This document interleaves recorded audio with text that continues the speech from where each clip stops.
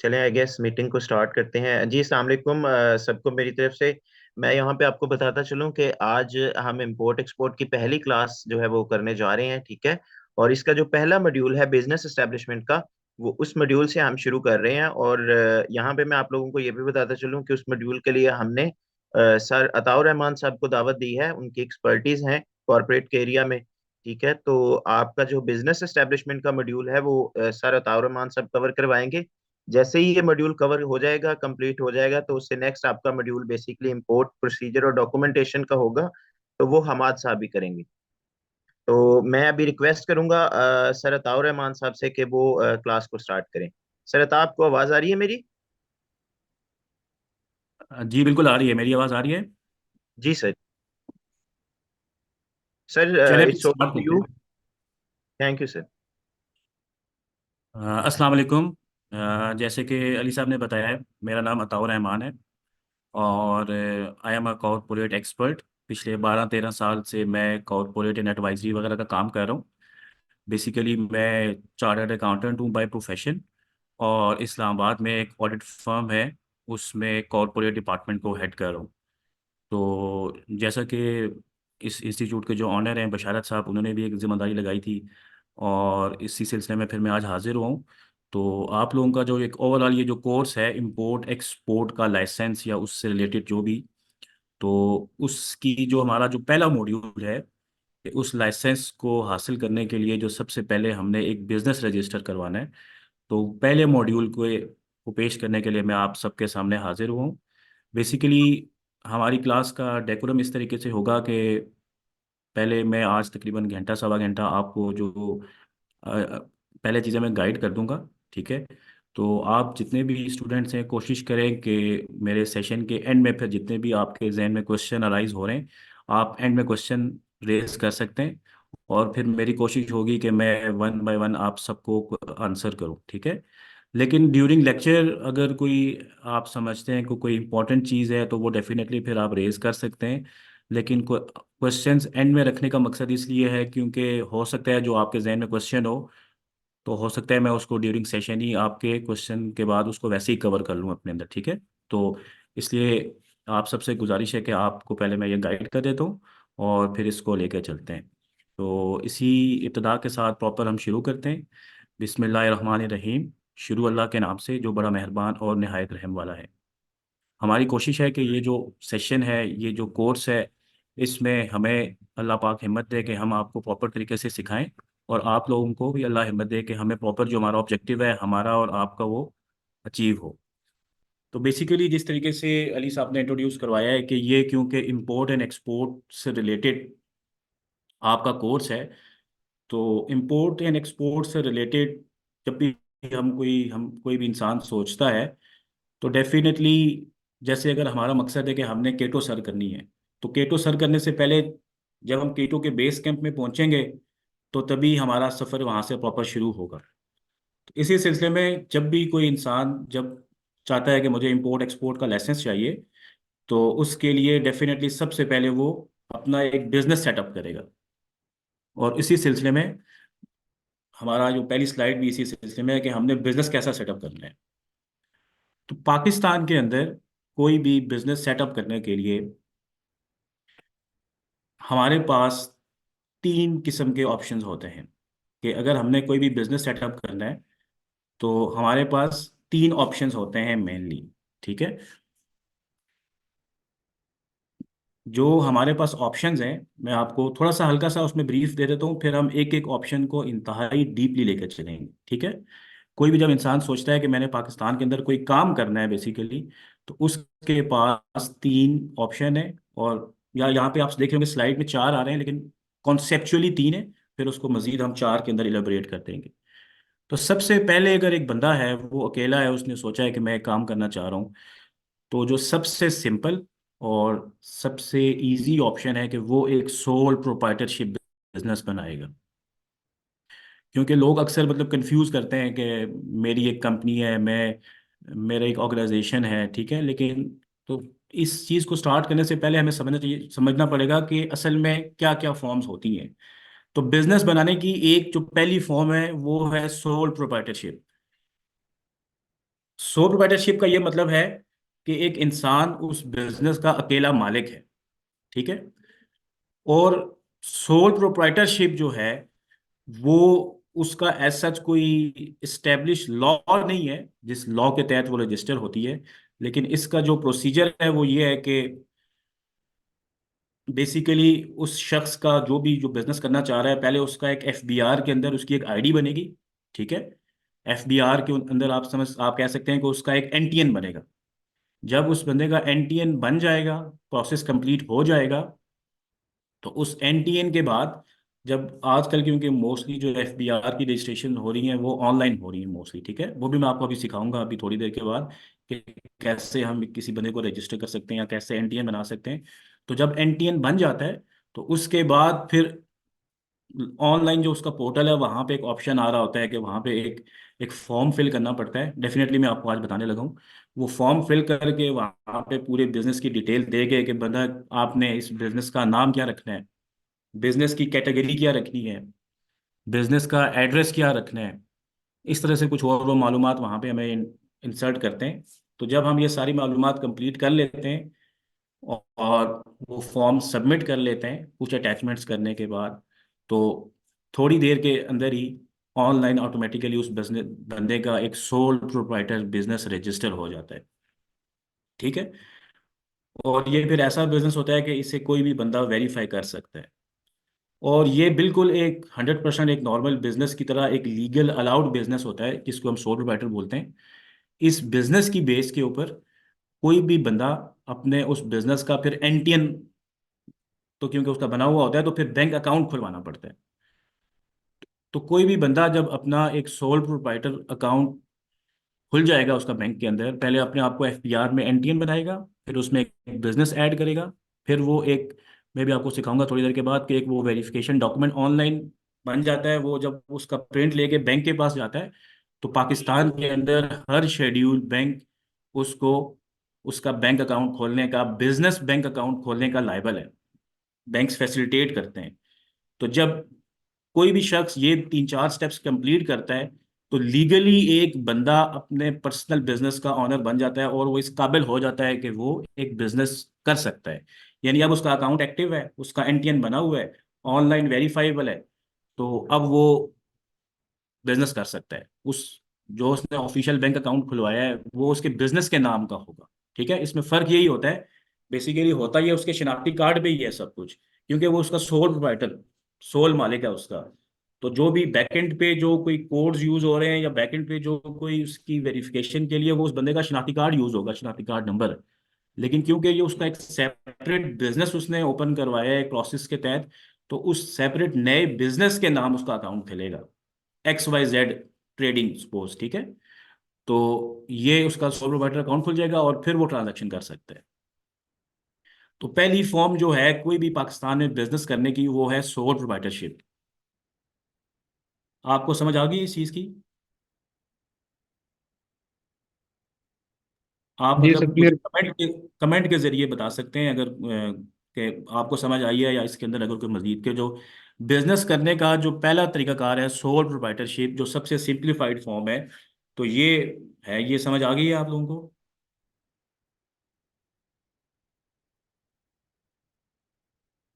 चले माशाल्लाह, मुझे काफ़ी यस नज़र आ रहे हैं। तो ये हो गया सोल प्रोप्राइटरशिप। ठीक है। अब इसको ना हम कंपनी नहीं बोलेंगे।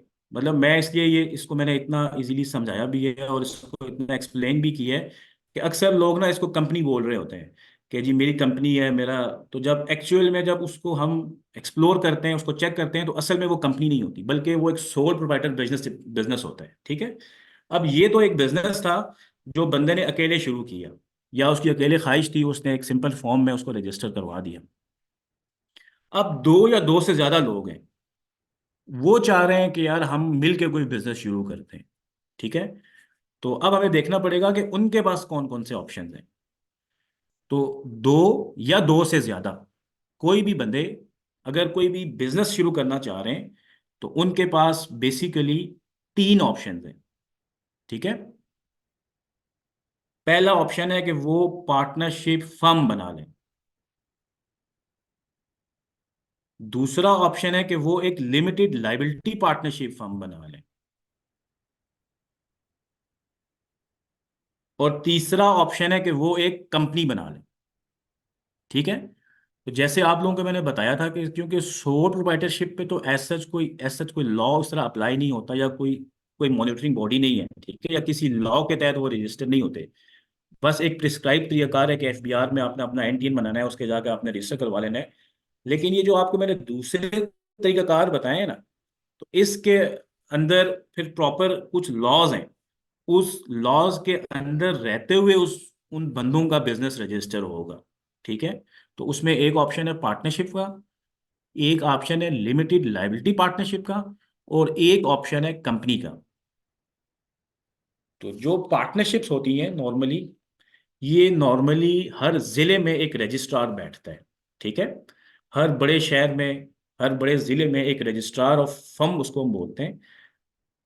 जो गवर्नमेंट ऑफ पाकिस्तान के लॉज हैं उनके तहत उसको अलाउ होता है, उसके पास ये अथॉरिटी होती है। तो वो पार्टनरशिप एक्ट 1932 के तहत जो है ना, लोगों के बिजनेसेस को रजिस्टर करता है। तो ऐसा कोई भी बिजनेस जो दो या दो से ज्यादा पार्टनर्स हैं, उन्होंने मिल के उसको रजिस्टर करवाया है, वो अपने शहर में रजिस्ट्रार के पास गए, उन्होंने उसको रजिस्टर करवा लिया है, तो इसको हम बोलेंगे कि ये पार्टनरशिप बिजनेस रजिस्टर हो गया। ठीक है। अच्छा, आपके नॉलेज के लिए ना, इसके अंदर भी फर्दर दो टाइप्स होती हैं। ये जो पार्टनरशिप एक्ट 1932 के तहत जो बिजनेस रजिस्टर होते हैं ना, इसमें भी दो ऑप्शंस होते हैं। एक ऑप्शन होता है, एक है कि बेसिकली होता यह है कि इस 1932 के एक्ट के तहत एक पार्टनरशिप डीड बनती है। ठीक है। ये चीजें मैं आपसे शेयर भी करूंगा थोड़ी देर के बाद, लेकिन अभी मैं आपको एक ओवरऑल व्यू दे रहा हूँ। अच्छा, पार्टनरशिप डीड जो बनती है, बेसिकली उस डीड को ही रजिस्टर करवाना पड़ता है। और पार्टनरशिप डीड क्या होती है? पार्टनरशिप डीड ये होती है कि एक ऐसा लीगल डॉक्यूमेंट जो पार्टनरशिप एक्ट 1932 के तहत बनता है, और उसके अंदर उन दोनों पार्टनर्स के दरमियान जो उस बिजनेस को चलाने के लिए जो कोई टर्म्स एंड कंडीशंस हैं, बेसिकली वो लिखी होती हैं। ठीक है। तो पार्टनरशिप एक्ट 1932 हमें गाइड तो करता है कि आपकी कंडीशंस किस तरह की होनी चाहिए। ठीक है। आपकी डीड के अंदर क्या क्या होना चाहिए। मसलन अभी मैं आपको इस एक्ट की कॉपी भी दिखाऊंगा और एक डीड भी दिखाऊंगा। तो अभी मैं आपको एक ओवरऑल व्यू दे रहा हूँ कि उस सपोज उस एक्ट ने हमें गाइड किया है कि आपकी एक ये जो पार्टनरशिप बिजनेस है, इसका एक नाम होना चाहिए। ठीक है। उसका एक एड्रेस होना चाहिए कि उसका एड्रेस क्या होगा। फिर उसके अंदर लिखा हुआ होना चाहिए कि क्या क्या काम करने हैं आपने। फिर उसके अंदर लिखा होना चाहिए कि वो जो दो पार्टनर्स हैं उनकी आपस में परसेंटेज क्या है प्रॉफिट लॉस की। जरूरी नहीं है वो 50-50 हो। ठीक है। अगर तीन पार्टनर्स हैं तो 33-33% भी हो सकती है, हो सकता है 40-40 और 20 हो जाए, हो सकता है 20-20 और 60 हो जाए, या कोई भी परसेंटेज है। तो मैं आपको पार्टनरशिप डीड के बारे में बता रहा था कि ये एक ऐसा डॉक्यूमेंट है जो पार्टनरशिप एक्ट के तहत बनता है। और उसमें उन पार्टनर्स के दरमियान जो आपस में जो कोई शराइत है बिजनेस करने की, जो आपस में वो एग्री कर सकते हैं, वो लिखी होती है, तो उसको हम पार्टनरशिप डीड बोलते हैं। ठीक है। अब पार्टनरशिप डीड के अंदर कुछ मिनिमम रिक्वायरमेंट्स तो हैं कि कम से कम इस तरह की कंडीशंस तो लाजमी लिखी होनी चाहिए। इसके अलावा उन पार्टनर्स की मर्जी है कि वो उसके अंदर कोई भी शर्त लिख दें जो पार्टनरशिप एक्ट 1932 के तहत वॉइड ना हो, मतलब उसके खिलाफ ना हो। लेकिन उसके अंदर रहते हुए वो सब कुछ लिख सकते हैं अपने अंदर कि हमने इस तरह प्रॉफिट बांटना है, हमने ये करना है, हमने वो करना है, हमने एक पार्टनर की ये जिम्मेदारी लगानी है, दूसरे पार्टनर ने ये करना है, या प्रैक्टिकली कोई भी वो उसके अंदर कंडीशन लिख सकते हैं। तो ये जो पार्टनरशिप डीड होती है, इसको जब अगर तो हम रजिस्टर्ड करवाते हैं, ठीक है, रजिस्ट्रार ऑफ फर्म के पास जाके, तो उसको हम बोलेंगे रजिस्टर्ड पार्टनरशिप। और एक ऑप्शन एक और होता है कि हम वो उसको रजिस्टर्ड नहीं करवाते, लेकिन प्रॉपरली लीगली 1,000 रुपए के स्टैम्प पेपर की वैल्यू के ऊपर वो प्रॉपर पार्टनरशिप एक्ट 1932 को सामने रखते हुए हम वो डीड प्रॉपर बनाते हैं।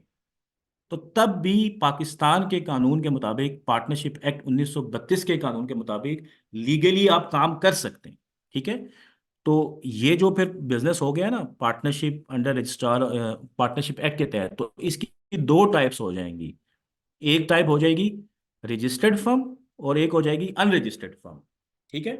तो प्रैक्टिकली अभी हम पे तीन टाइप्स देख चुके हैं। सोल प्रोप्राइटरशिप नंबर एक। नंबर दो हो गई है पार्टनरशिप बिजनेस, जो कि अनरजिस्टर्ड है, जिसमें डीड तो बनी हुई है लेकिन वो रजिस्टर्ड नहीं है। लीगली वो काम कर सकते हैं।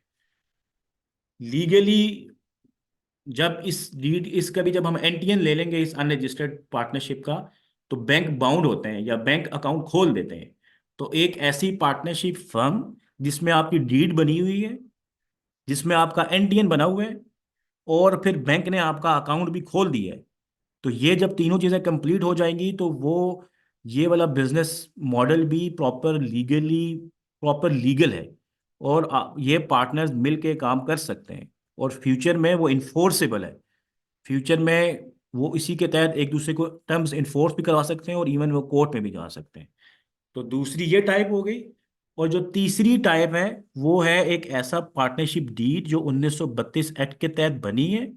उसमें मुख्तलिफ पार्टनर्स हैं, उन्होंने अपनी टर्म्स लिखी हैं, और फिर वो रजिस्ट्रार ऑफ फर्म के पास जाके उन्होंने उसको रजिस्टर भी करवा ली है। तो जब वो रजिस्ट्रार ऑफ फर्म के पास जाके उसको रजिस्टर करवा लेंगे, तो जो रजिस्ट्रार ऑफ फर्म है वो एक फॉर्म इशू करता है, मैं आपको उसका अभी एक सैंपल भी दिखाऊंगा, उसको एक फॉर्म सी बोलते हैं। तो वो रजिस्टर्ड हो जाएगी, और उसकी बेस पे फिर वो उसका बैंक अकाउंट खुलवाएंगे। बैंक वाले उनसे फॉर्म सी की कॉपी मांगेंगे, पार्टनरशिप डीड की कॉपी मांगेंगे, और फर्दर अगर कोई लेटर वगैरह ऐसे की चीज़ें मांगेंगे। बैंक अकाउंट खुल जाएगा, उनका एनटीएन बना हुआ होगा। तो इस तरीके से ये तीसरी भी एक बिजनेस की फॉर्म वजूद में आ चुकी होगी। ठीक है। तो इस तरीके से ये हमारे पास ये बेसिकली तीसरा ऑप्शन बन जाएगा। यहां तक भी आपको चीज समझ आ चुकी है?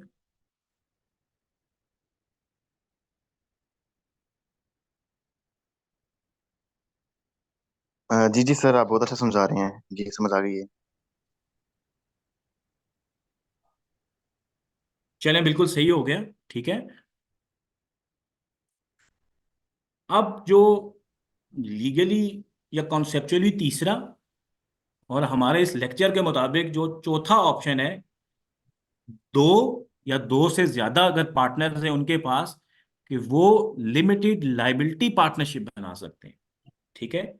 पहले जो मैंने आपको एक पार्टनरशिप बताई थी वो पार्टनरशिप एक्ट 1932 के तहत बनी थी। ठीक है। अब पार्टनर्स ने डिसाइड किया है कि नहीं, हमने पार्टनरशिप एक्ट 1932 के तहत नहीं जाना, बल्कि हमने लिमिटेड लाइबिलिटी एक्ट 2017 के तहत हमने अपनी पार्टनरशिप रजिस्टर करवानी है। ठीक है। तो फिर वो एक और चौथा बिजनेस की एक फॉर्म बन जाएगी। ठीक है। मैं अभी आपको इन दोनों में डिफरेंस भी समझाऊंगा कि मेरे लिए डिफरेंस क्या है। लेकिन अभी समझाने की हद तक ये है कि अभी जो पार्टनर्स ने फिर एक नए लॉ के तहत जो वो रजिस्टर करेंगे, इसमें भी ऑप्शन यही होगा कि वो इसको तहत पहले अपनी डीड बनाएंगे। ठीक है। फिर इसको रजिस्टर करवाएंगे, और फिर उसका एनटीएन लेंगे, फिर उसका बैंक अकाउंट खुलवाएंगे, तो फिर वो एलिजिबल हो जाएंगे बिजनेस करने के लिए। ठीक है। तो ये एक बिजनेस करने की चौथी फॉर्म बन जाती है, जो कि लिमिटेड लाइबिलिटी पार्टनरशिप एक्ट 2017 के तहत रजिस्टर होती है। और इसको रजिस्ट्रेशन करने वाला जो इदारा है वो एसईसीपी है। ठीक है। एसईसीपी से मुराद है securities and exchange commission of Pakistan. तो कोई भी ऐसी पार्टनरशिप जो लिमिटेड लाइबिलिटी एक्ट 2017 के तहत रजिस्टर हुआ है, एससीसीपी ने उसको रजिस्टर किया है, पार्टनर्स ने अपनी डील वहां जमा करवाई है, उसको हम बोलेंगे कि ये जो बिजनेस की फॉर्म है ये है लिमिटेड लाइबिलिटी पार्टनरशिप। ठीक है। तो ये एक चौथी फॉर्म आज आ गई है हमारे पास। Sole proprietorship, partnership unregistered, partnership registered, और लिमिटेड लाइबिलिटी पार्टनरशिप। अब मैं आपको समझाता हूं कि नॉर्मल पार्टनरशिप और लिमिटेड लाइबिलिटी पार्टनरशिप में कॉन्सेप्चुअली फर्क क्या है। यानी लोग ये दोनों ऑप्शंस में सोचेंगे क्यों, कि मतलब मैंने ऑप्शन नंबर 1 चूज करना है या ऑप्शन नंबर 2 चूज करना है। तो थोड़ा सा ना आप मुझे, वैसे कोई स्टूडेंट बता सकता है कि इन दोनों में क्या फर्क है? लिमिटेड लाइबिलिटी पार्टनरशिप और पार्टनर नॉर्मल पार्टनरशिप में क्या फर्क है? अगर मुझे टाइप करके बता दें तो।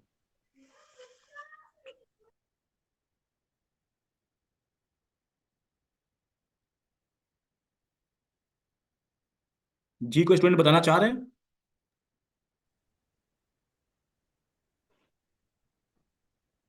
जी सलमान साहब। अस्सलाम वालेकुम। जी वालेकुम सलाम। हेलो।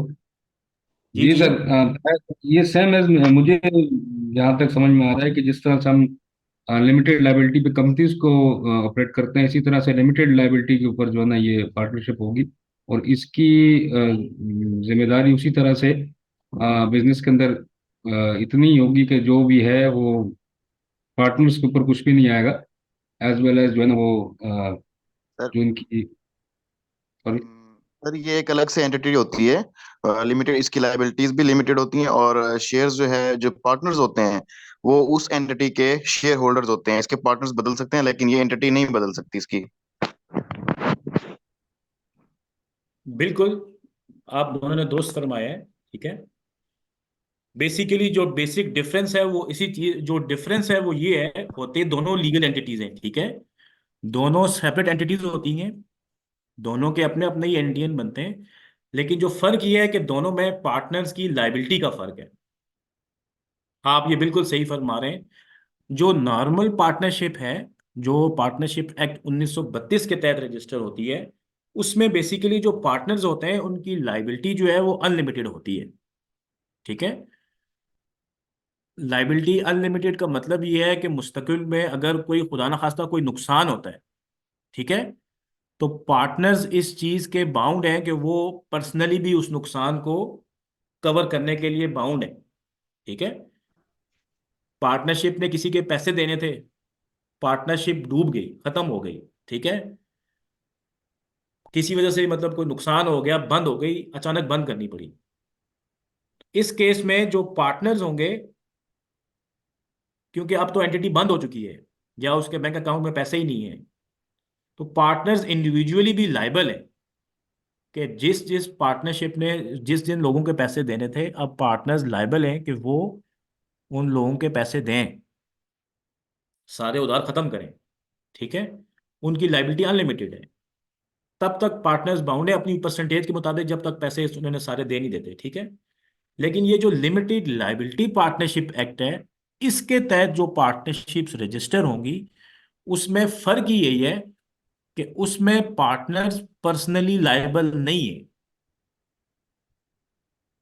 पर्सनली लायबल इस तरह नहीं है कि अगर उनकी गलती नहीं है और खुदा न खास्ता कोई नुकसान हो जाता है और कोर्ट के अंदर ये प्रूव हो जाता है कि पार्टनर्स की गलती नहीं थी इसके अंदर, यानी खुदा न खास्ता एक कंपनी फर्म है, उसके गोदाम में आग लग जाती है। ठीक है। वहां पे सारा स्टॉक जल जाता है। स्टॉक जल जाता है तो कंपनी सेल नहीं कर पाएगी। जब कंपनी सेल नहीं कर पाएगी तो डेफिनेटली रेवेन्यू जनरेट नहीं होगा, तो वो लोगों को पैसे नहीं दे पाएगी। क्योंकि अब ये जो आग लगना था, इसमें पार्टनर्स की कोई गलती नहीं थी। ठीक है। वो किसी भी वजह से आग लग गई और ये कोर्ट में प्रूव होता है कि पार्टनर्स की कोई इसमें इन्वॉल्वमेंट नहीं थी, तो खुदा ना खास्ता अब अगर तो इस पहले ये जो बिजनेस है इसके एसेट्स बेचे जाएंगे। ठीक है। एसेट्स बेचे जाएंगे और फिर भी अगर खुदा ना खास्ता किसी के कोई पैसे रह जाते हैं, तो ये जो पार्टनर्स हैं ये पर्सनली लायबल नहीं होंगे इस केस के अंदर। तो ये बेसिकली एक डिफरेंस है। लिमिटेड लाइबिलिटी पार्टनरशिप, आपने देखा होगा इसके वर्ड के अंदर ही आ रहा है लिमिटेड लाइबिलिटी। ठीक है। और दूसरी जो है उसमें बेसिकली पार्टनर्स की लाइबिलिटी होती है अनलिमिटेड। तो ये ठीक। बेसिकली फर्क है। लेकिन ये एक ऐसी चीज है जो कोर्ट ऑफ लॉ में बदल प्रूव करनी पड़ती है कि इसमें गलती थी कि नहीं थी। कोई भी ऐसा केस जिसमें ऐसा महसूस होता है कि नहीं, अगर पार्टनर्स टाइमली डिसीजन लेते या पार्टनर्स के पास अथॉरिटी थी कि वो ये चीज करते, ये करते, ऐसे करते, तो फिर पार्टनर्स लाइबल हो सकते हैं। यानी ये कॉन्सेप्चुअल चीज है। आइडियली अगर पार्टनर्स की कॉन्सेप्चुअली है, और आइडियली मतलब बहुत रेयर चांस है। नॉर्मली अगर कोई ना कोई खुदा की तरफ से इस तरह कोई अनहोनी नहीं होती, तो नॉर्मली फिर बिजनेस बिजनेस में पार्टनर्स की इन्वॉल्वमेंट या लोगों की इन्वॉल्वमेंट होती है। यानी आपको मैं मिसाल ऐसे देता हूँ कि पार्टनरशिप फर्म थी, बेशक लिमिटेड लाइबिलिटी वाली थी। ठीक है। उसने अपना टैक्स नहीं जमा करवाया, टैक्स कोई गलतियां की हैं अपनी टैक्स के अंदर, टैक्सेशन के अंदर, और एफबीआर ने कोई नोटिस भेजे, उन्होंने नोटिस का जवाब नहीं दिया या उसको प्रॉपर प्रोसीड नहीं कर सके या केस हार गए, एफबीआर ने उनसे पैसे डिमांड किए, सपोज 50 लाख रुपया टैक्स बन रहा है, बड़ा बिजनेस है, ठीक है, 50 लाख रुपया टैक्स बन रहा है, इस बिजनेस के अंदर दो पार्टनर्स हैं 50-50, बिजनेस के अपने एसेट्स ही नहीं है 50 लाख के, 10 लाख के एसेट्स हैं, तो 10 लाख तो वहां से कवर हो जाएगा, चलें उस एसेट को बेच देगा एफबीआर, ठीक है, लेकिन ये जो 40 लाख रुपए है, क्योंकि ये तो उनकी लीगल रिस्पॉन्सिबिलिटी थी पार्टनर्स की, ठीक है, मतलब ये तो उन्होंने गलत डिसीजंस लिए हैं कि उन्होंने एफबीआर को टैक्स नहीं जमा करवाया या कोई ऐसी उन्होंने टैक्स की नॉन कंप्लायंस की है, ये तो क्लियर चीज नजर आ रही है, तो इस केस में वो लायबल हैं, यानी इस चीज में वो ये नहीं कह सकते पार्टनर्स के जिनके हमारी तो लिमिटेड लाइबिलिटी पार्टनरशिप है और हमारे बिजनेस के पास तो एसेट्स नहीं है तो हम लायबल नहीं है, इस केस में वो जिम्मेदार हैं, क्योंकि ये तो उन्होंने डिसीजन लेना था, उन्होंने टैक्स को कंप्लाई करना था, जाहिर बात है अगर एफबीआर ने अगर टैक्स का नोटिस भेजा है तो किसी वजह से नोटिस भेजा होगा, कोई ना कोई इन्होंने वायलेशंस की होंगी तो इन्होंने एफबीआर ने इनको डिमांड किया होगा, ठीक है, वो तो मतलब प्रोसीजरल चीज़ें हैं, वो तो टैक्स लॉज के तहत देखी जाएंगी, लेकिन मैं आपको मिसाल के तौर पे जो चीज़ पेश कर रहा था, तो इस केस में वो लाइबल होंगे, सर लेकिन अतः ये एक कॉन्सेप्चुअली अगर वो, जी जी, सर ये एक क्वेश्चन है कि लिमिटेड लायबिलिटी पार्टनरशिप जो है, इसमें मतलब पर्सनल एसेट्स जो होते हैं, जो पार्टनर्स होते हैं, उनको अफेक्ट नहीं होगा। जबकि अगर इस तरह का जो आप अभी मतलब आपने केस स्टडी बताई है कि ये एफबीआर वाली, और इसमें मतलब हमें टैक्स पड़ जाता है, तो पार्टनरशिप अगर हमारी होगी जो वो 1932 वाली पार्टनरशिप एक्ट वाली उसके ऊपर जो चलता है, तो उसमें हमारे पर्सनल एसेट्स भी डिसॉल्व होंगे। लेकिन अगर हम लिमिटेड लायबिलिटी पार्टनरशिप करते हैं तो इसमें हमारे पर्सनल एसेट्स जो होते हैं, जो हमारे कंपनी से नहीं रिलेटेड होते हैं, इससे वो नहीं डिसॉल्व होंगे। ये कहना चाह रहे हैं? नहीं मैं इसमें ये कहना चाह रहा हूँ कि देखें, ये जो उन्होंने लिमिटेड लाइबिलिटी पार्टनरशिप के अंदर वो उस चीज़ के जिम्मेदार नहीं होंगे जिसमें उनकी गलती नहीं थी, इस केस में देखें कि उन्होंने एफबीआर के जो रूल्स हैं, टैक्स के जो रूल्स हैं, उनको कंप्लायंस नहीं की, इस वजह से उनको टैक्स पड़ गए, तो ये उनकी गलती है, इसलिए इस केस में बेशक वो पार्टनरशिप एक्ट 1932 के तहत रजिस्टर्ड हैं या लिमिटेड लाइबिलिटी पार्टनरशिप एक्ट 2017 के तहत रजिस्टर्ड हैं, इन दोनों केसेस में पार्टनरशिप पार्टनर जो हैं वो पर्सनली भी लाइबल हैं, क्योंकि ये तो उनकी गलती थी कि उन्होंने टैक्स के लॉज को फॉलो नहीं किया और अब उनसे एफबीआर टैक्स डिमांड कर रहे हैं, और बिजनेस के पास इतने अब पैसे नहीं है कि वो टैक्स दे सके, तो फिर पार्टनर्स एफबीआर पर्सनली भी उनसे ले सकते हैं, ठीक है, आपको वो जो मैंने आग लगने वाली मिसाल दी है ना, वो बेसिकली इन दोनों में फॉल कर सकती है कि अगर खुदा ना खास्ता एक बिजनेस के गोदाम में आग लग जाती है जिसमें पार्टनर्स की कोई गलती नहीं है, आग लगने की वजह से स्टॉक जल जाता है, बिजनेस के पास पैसे नहीं रहते, तो इस केस में अगर तो वो बिजनेस पार्टनरशिप एक्ट 1932 के तहत रजिस्टर्ड है, तो फिर जो पार्टनर्स हैं वो फिर भी लायबल होंगे कि उस बिजनेस ने जो पैसे देने होंगे ना लोगों के, ठीक है, अगर किसी से उधार लिया हुआ था स्टॉक, तो वो पार्टनर्स, कोर्ट जो है वो पार्टनर्स को बाउंड कर सकती है कि आप अपने पर्सनल एसेट्स में से पैसे दें लोगों को, लेकिन अगर वो business limited liability partnership act के तहत रजिस्टर्ड है, तो इस केस में क्योंकि पार्टनर्स की गलती नहीं थी, तो कोर्ट जो है पार्टनर्स को पर्सनली बाउंड नहीं कर सकती कि आप अपने पर्सनल एसेट्स में से इन लोगों को पैसे वापस करें, ये बेसिकली फर्क है, सर। ठीक हो गया? जी अस्सलाम वालेकुम सर। जी वालेकुम सलाम। सर बेसिकली जो आप समझाना चाह रहे हैं वो इस तरह ही समझ लेते हैं कि सर जो पार्टनरशिप फर्म है उसमें अगर कोई लॉस वगैरह होगा, चाहे वो आपकी अपनी गलती से हो, चाहे बाय लक हो जाए या बाय गॉड या किसी भी तरीके से, तो वो आपको 100% पे करना पड़ेगा।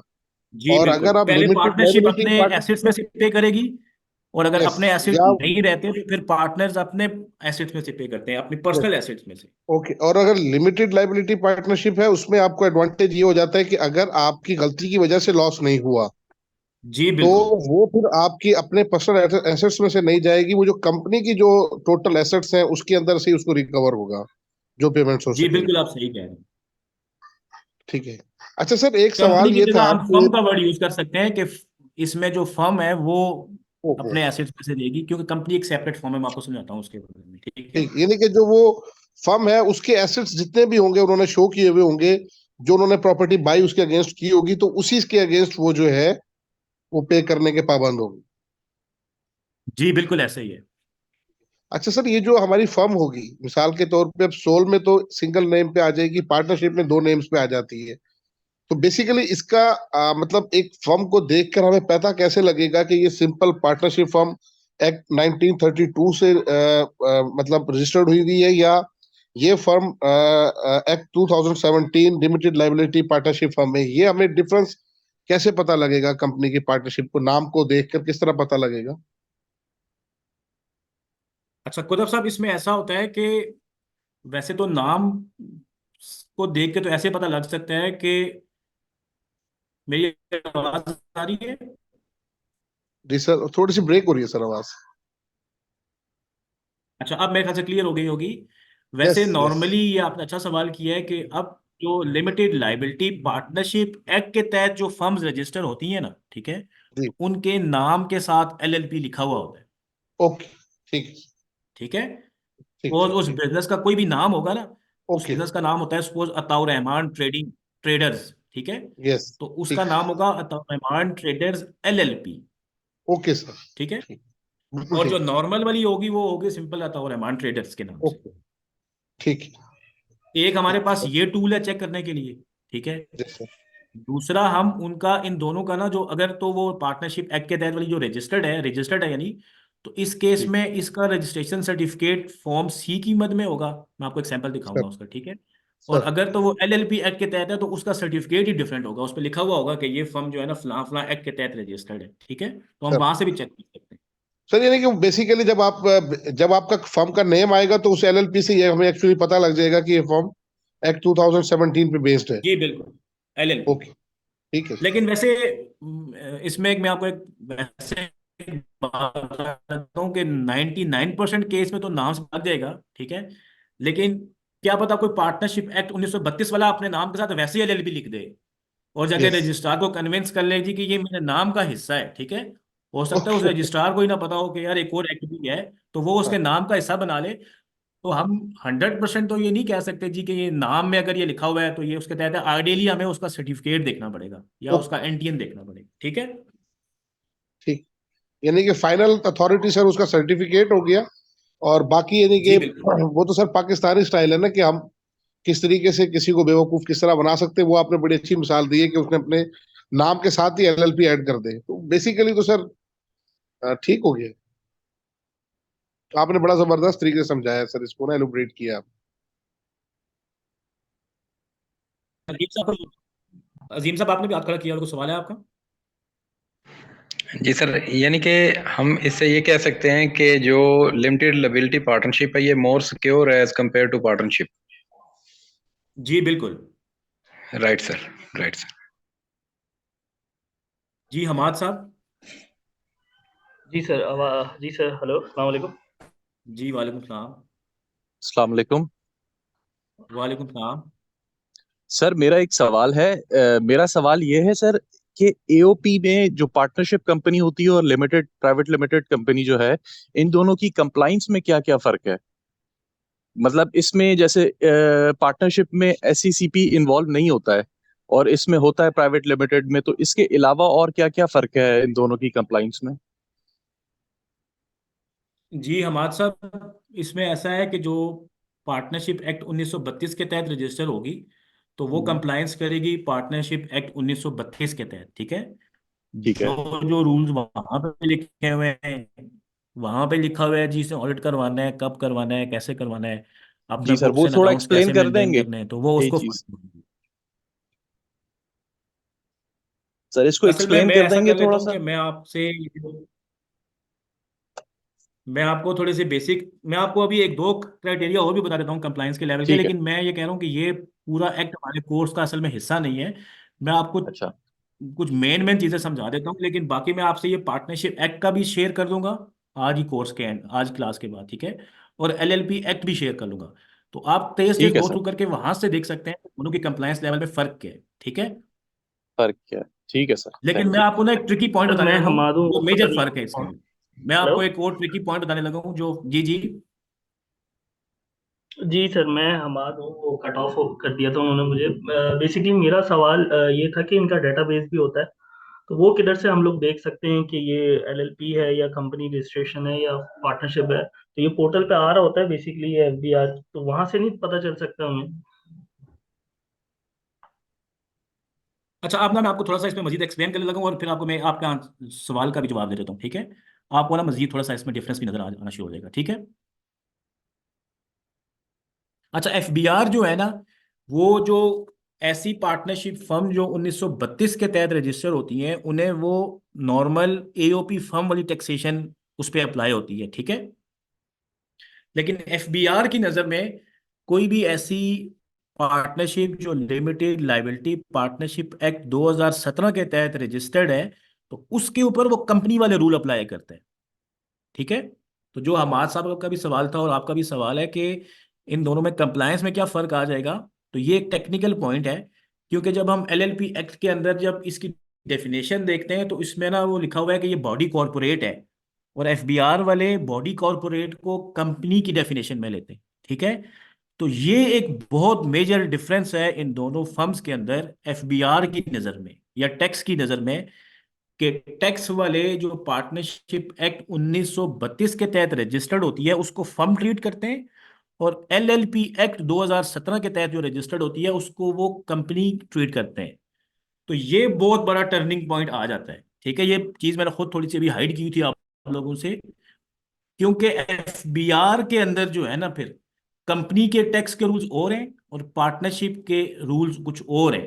तो यहाँ पे फिर लोग अक्सर डिसाइड करते हैं कि यार अब हम एलएलपी वाल एक्ट लिमिटेड लाइबिलिटी पार्टनरशिप की तरफ जाएं या नॉर्मल पार्टनरशिप की तरफ जाएं, क्योंकि जो एफबीआर के अंदर जो है ना, वो सोल प्रोप्राइटरशिप और नॉर्मल जो पार्टनरशिप 1932 वाली है, उसके लिए शुरू में कुछ रूल्स रिलैक्स हैं।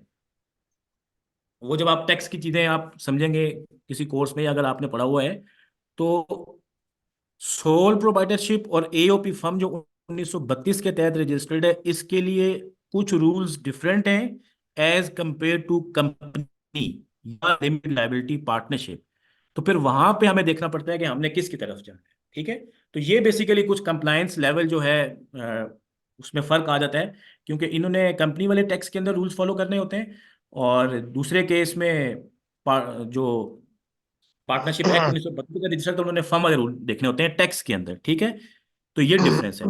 बाकी अभी जो एक सवाल मुझे आया था कि ये हम वेरीफाई कहाँ से कर सकते हैं, तो ये भी एक डिफरेंस है कि जो एलएलपीज हैं, वो एससीसीपी की जो ऑफिशियल वेबसाइट है वहां से जाके आप देख सकते हैं, उसको आप वेरीफाई कर सकते हैं कि ये रजिस्टर्ड है कि नहीं है रजिस्टर्ड, ठीक है? वो ऑनलाइन अवेलेबल है ऑप्शन, ठीक है?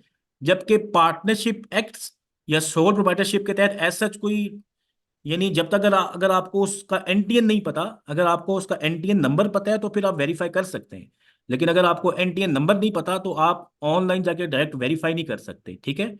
जबकि जो ऐसे लिमिटेड लाइबिलिटी पार्टनरशिप के तहत है, उसके अंदर कोई भी लेमैन, ठीक है? मैं आपको अभी चेक करके बता देता हूँ, चलो मतलब आपको ना, इसको अभी हम एक केस स्टडी ले लेते हैं छोटा सा, कि कोई भी बंदा अगर सिर्फ उसको नाम पता है तो वो ऑनलाइन जाके जो है ना, वो वेरीफाई कर सकते हैं कि ये रजिस्टर्ड है नहीं है, कब से रजिस्टर्ड है, ठीक है?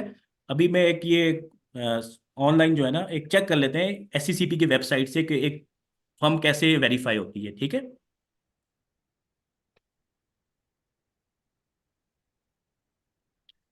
जस्ट मुझे 1 मिनट दीजिएगा, मैं ये ओपन कर लेता हूँ।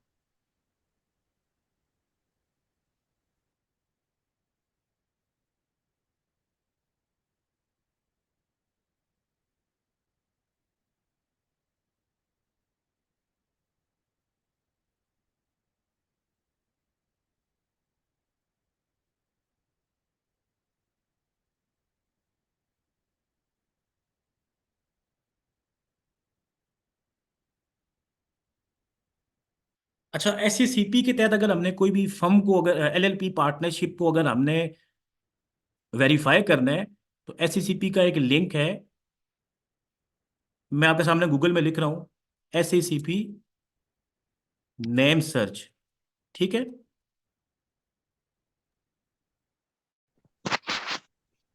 तो ये आप देखेंगे कि सबसे ऊपर एक लिंक आ गया है, सर्च कंपनी नेम। क्योंकि एससीसीपी जो है ना, जो हमारा आखिरी एक बिजनेस की फॉर्म थी कंपनी, तो कंपनीज को भी डील करता है और एलएलपीज को भी डील करता है, ठीक है।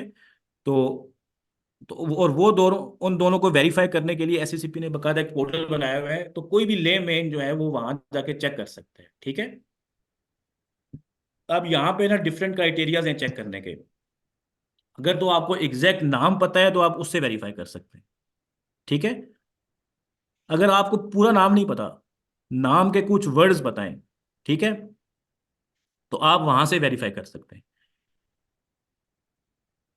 या आपको ये पता है कि नाम शुरू कहाँ से होता है, आगे ये नहीं पता कि पूरा नाम क्या है, तो ये तीन क्राइटेरियाज हैं एससीसीपी में किसी भी कंपनी को या एलएलपी को सर्च करने के लिए, ठीक है। तो तो जिस तरह अभी क्वेश्चन था कि हम वेरीफाई कैसे कर सकते हैं, तो जैसे अभी मैं आपको एक, ये एक ऑर्गेनाइजेशन है, ठीक है। मैंने यहाँ पे उसके कुछ नाम के ना पहले कुछ वर्ड्स लिखे हैं। बेसिकली ये हमारी अपनी ऑर्गेनाइजेशन है, इसलिए मैं इसी को सर्च कर लेता हूँ, मुझे आइडिया है इसका, क्योंकि इसके नाम से प्राइवेट कंपनी भी है और एलएलपी भी है।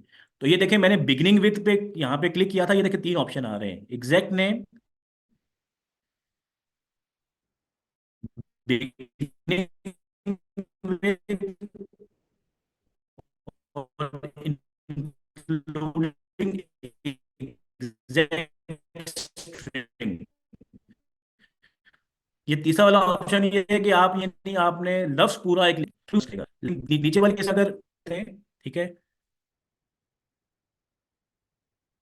ये देखें। अब ये मैंने ऑनलाइन वेरीफाई किया है, तो एक्सपर्टीज के नाम से दो कंपनीज, दो ऑर्गेनाइजेशंस आ रही हैं, ठीक है। एक आ रही है एक्सपर्टीज एलएलपी और एक आ रही है एक्सपर्टीज कंसल्टेंट्स प्राइवेट लिमिटेड। अब देखिए, ये दोनों डिफरेंट लॉज के तहत रजिस्टर हैं, लेकिन ये दोनों हम वेरीफाई कर सकते हैं। तो एलएलपी के केस में ये एडवांटेज है कि हम सिर्फ नाम से इसको सर्च कर सकते हैं अगर हमें नाम पता है तो, या कंपनी के केस में, ठीक है। लेकिन फर्म के केस में अगर आपको उस फर्म का एनटीएन नहीं पता, तो आप उसको डायरेक्टली इस तरीके से, पोर्टल अवेलेबल नहीं है, आप सर्च नहीं कर सकते। आप फिर ये है कि उसका सर्टिफिकेट डिमांड कर सकते हैं उस बंदे से, या फिर उसका एनटीएन डिमांड कर सकते हैं। तो अगर इस तरह की आपको चीज़ें मिल जाती हैं तो उसके बाद ही आप कंफर्म कर सकते हैं। ठीक हो गया ये बात? सर इसमें ये एक चीज लिखी हुई है मैंडेटरी फाइलिंग के नीचे, पीवीटी में यस लिखा हुआ है और दूसरे एलएलपी में नो, कुछ भी नहीं लिखा हुआ। जी बिल्कुल। तो फाइलिंग तो करनी होती सर इसमें भी, असल में रिटर्न फाइल। लाजमी नहीं है, ये जो लिखा हुआ है ना कि मैंडेटरी फाइलिंग एलएलपी ने भी करनी होती है, ठीक है। लेकिन ये उस कंपनी के पॉइंट ऑफ व्यू से लिखी गई, जैसे कंपनी ने कुछ फॉर्म्स हर साल जमा करवाने हैं, ठीक है। मैं आपको वो, आप अपने इस कोर्स का तो हिस्सा नहीं है, लेकिन अगर आप फर्दर जब इस पर आप सर्च करेंगे तो आपको आइडिया हो जाएगा कि कंपनी ने हर साल कौन कौन से फॉर्म्स जमा कराने होते हैं, क्या क्या करनी होती है, ठीक है। तो एलएलपी ने ऐसा कुछ नहीं करना होता या कम राइट, करना होता है। तो राइट ये सर। उस पॉइंट ऑफ व्यू से लिखा गया है, ठीक है। अच्छा, अब आपने दोबारा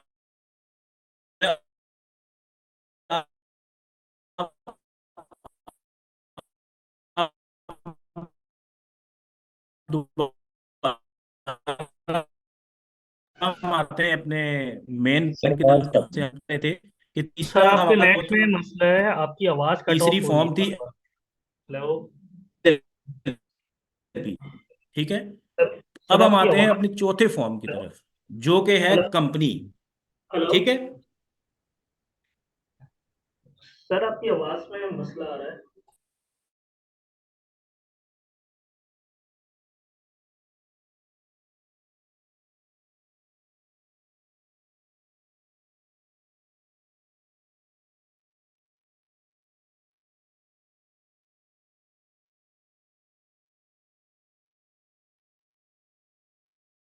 जी, अब आवाज आ रही है मेरी क्लियर?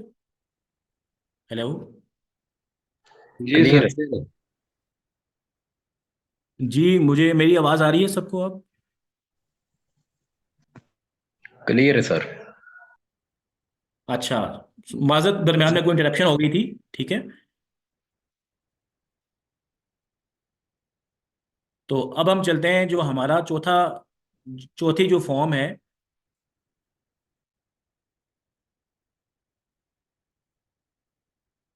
किसी भी बिजनेस को एस्टेब्लिश करने की, और वो है कंपनी। ठीक हो गया?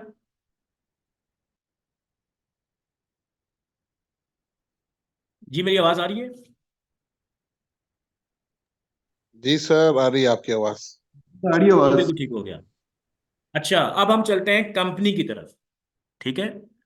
अब चौथा बिजनेस बिजनेस का टाइप की जो टाइप है वो है कंपनी। ठीक है। कंपनी जो है वो एक इदारा, जैसे हमने एलएलपी में डिस्कस किया है कि ऐसी कोई भी ऑर्गेनाइजेशन जो कंपनीज एक्ट 2017 के तहत रजिस्टर होगी उस लॉ को फॉलो करते हुए, और इसकी रजिस्ट्रेशन बॉडी जो है वो होगी एसईसीपी। तो ऐसी कोई भी ऑर्गेनाइजेशन जो कंपनीज एक्ट 2017 के तहत एसईसीपी के साथ रजिस्टर्ड होगी उसको हम कंपनी बोलेंगे।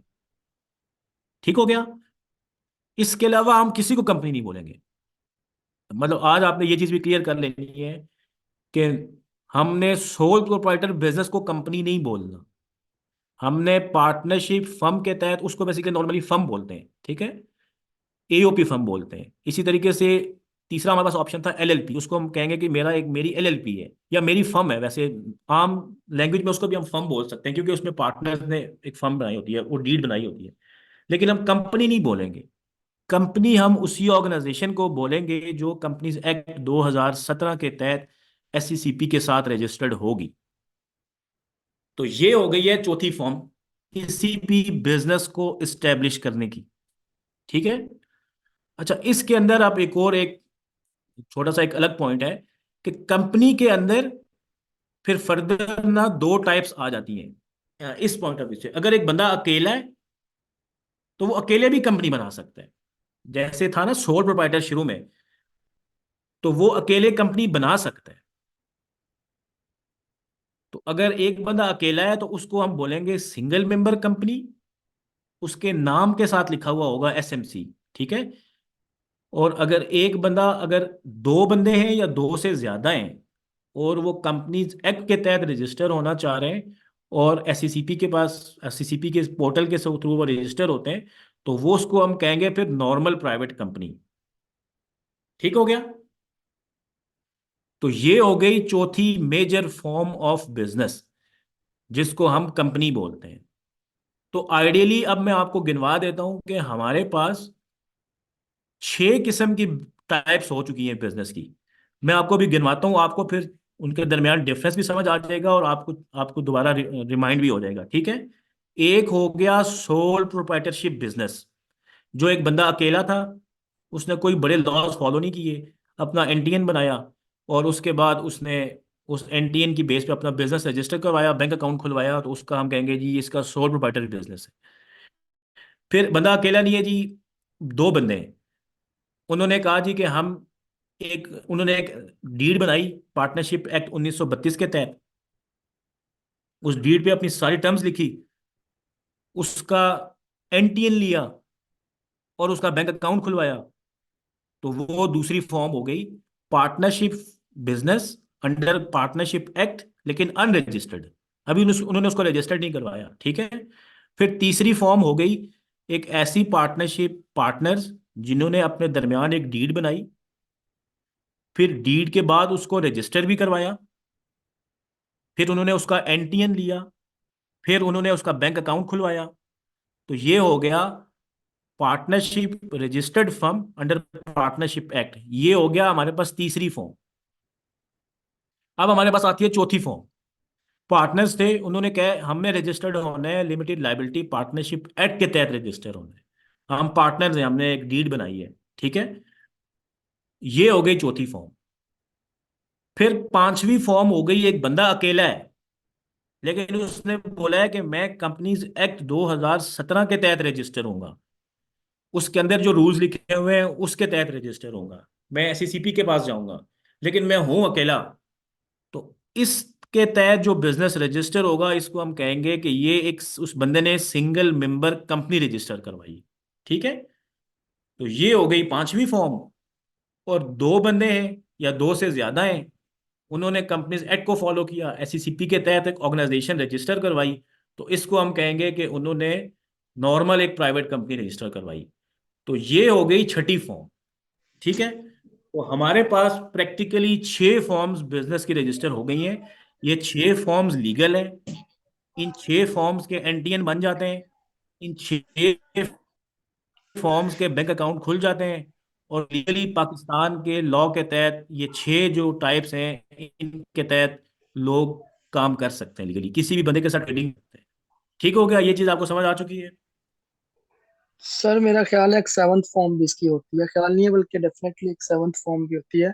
पब्लिक लिमिटेड कंपनीज जो होती हैं, जो आपकी स्टॉक एक्सचेंज पे लिस्टेड कंपनीज होती हैं, और जो think it's a separate type of a company under the SEC registration. जी सलमान, आपने बड़ी अच्छी सोच का मुजाहरा किया है। ठीक है, वो देखें कंपनी की एक फर्दर टाइप आ जाती है। ठीक है, मतलब डिटेल में जब हम जाएंगे ना, ठीक है, कि वो एक प्राइवेट कंपनी होती है, फिर एक पब्लिक होती है, फिर एक पब्लिक लिस्टेड होती है, लेकिन वो होती कंपनीज एक्ट के तहत के अंडर ही है। ठीक है, इसलिए मैंने उसको अभी अलग से हमने डिफ्रेंशिएट नहीं किया। ठीक है, अभी हमने इसको सिंपल रखने के लिए मैंने उसको अलग से उसकी टाइप नहीं बनाई, क्योंकि वो होती कंपनीज एक्ट के तहत ही है, होती वो SECP के तहत ही है, और होती वो कंपनी ही है।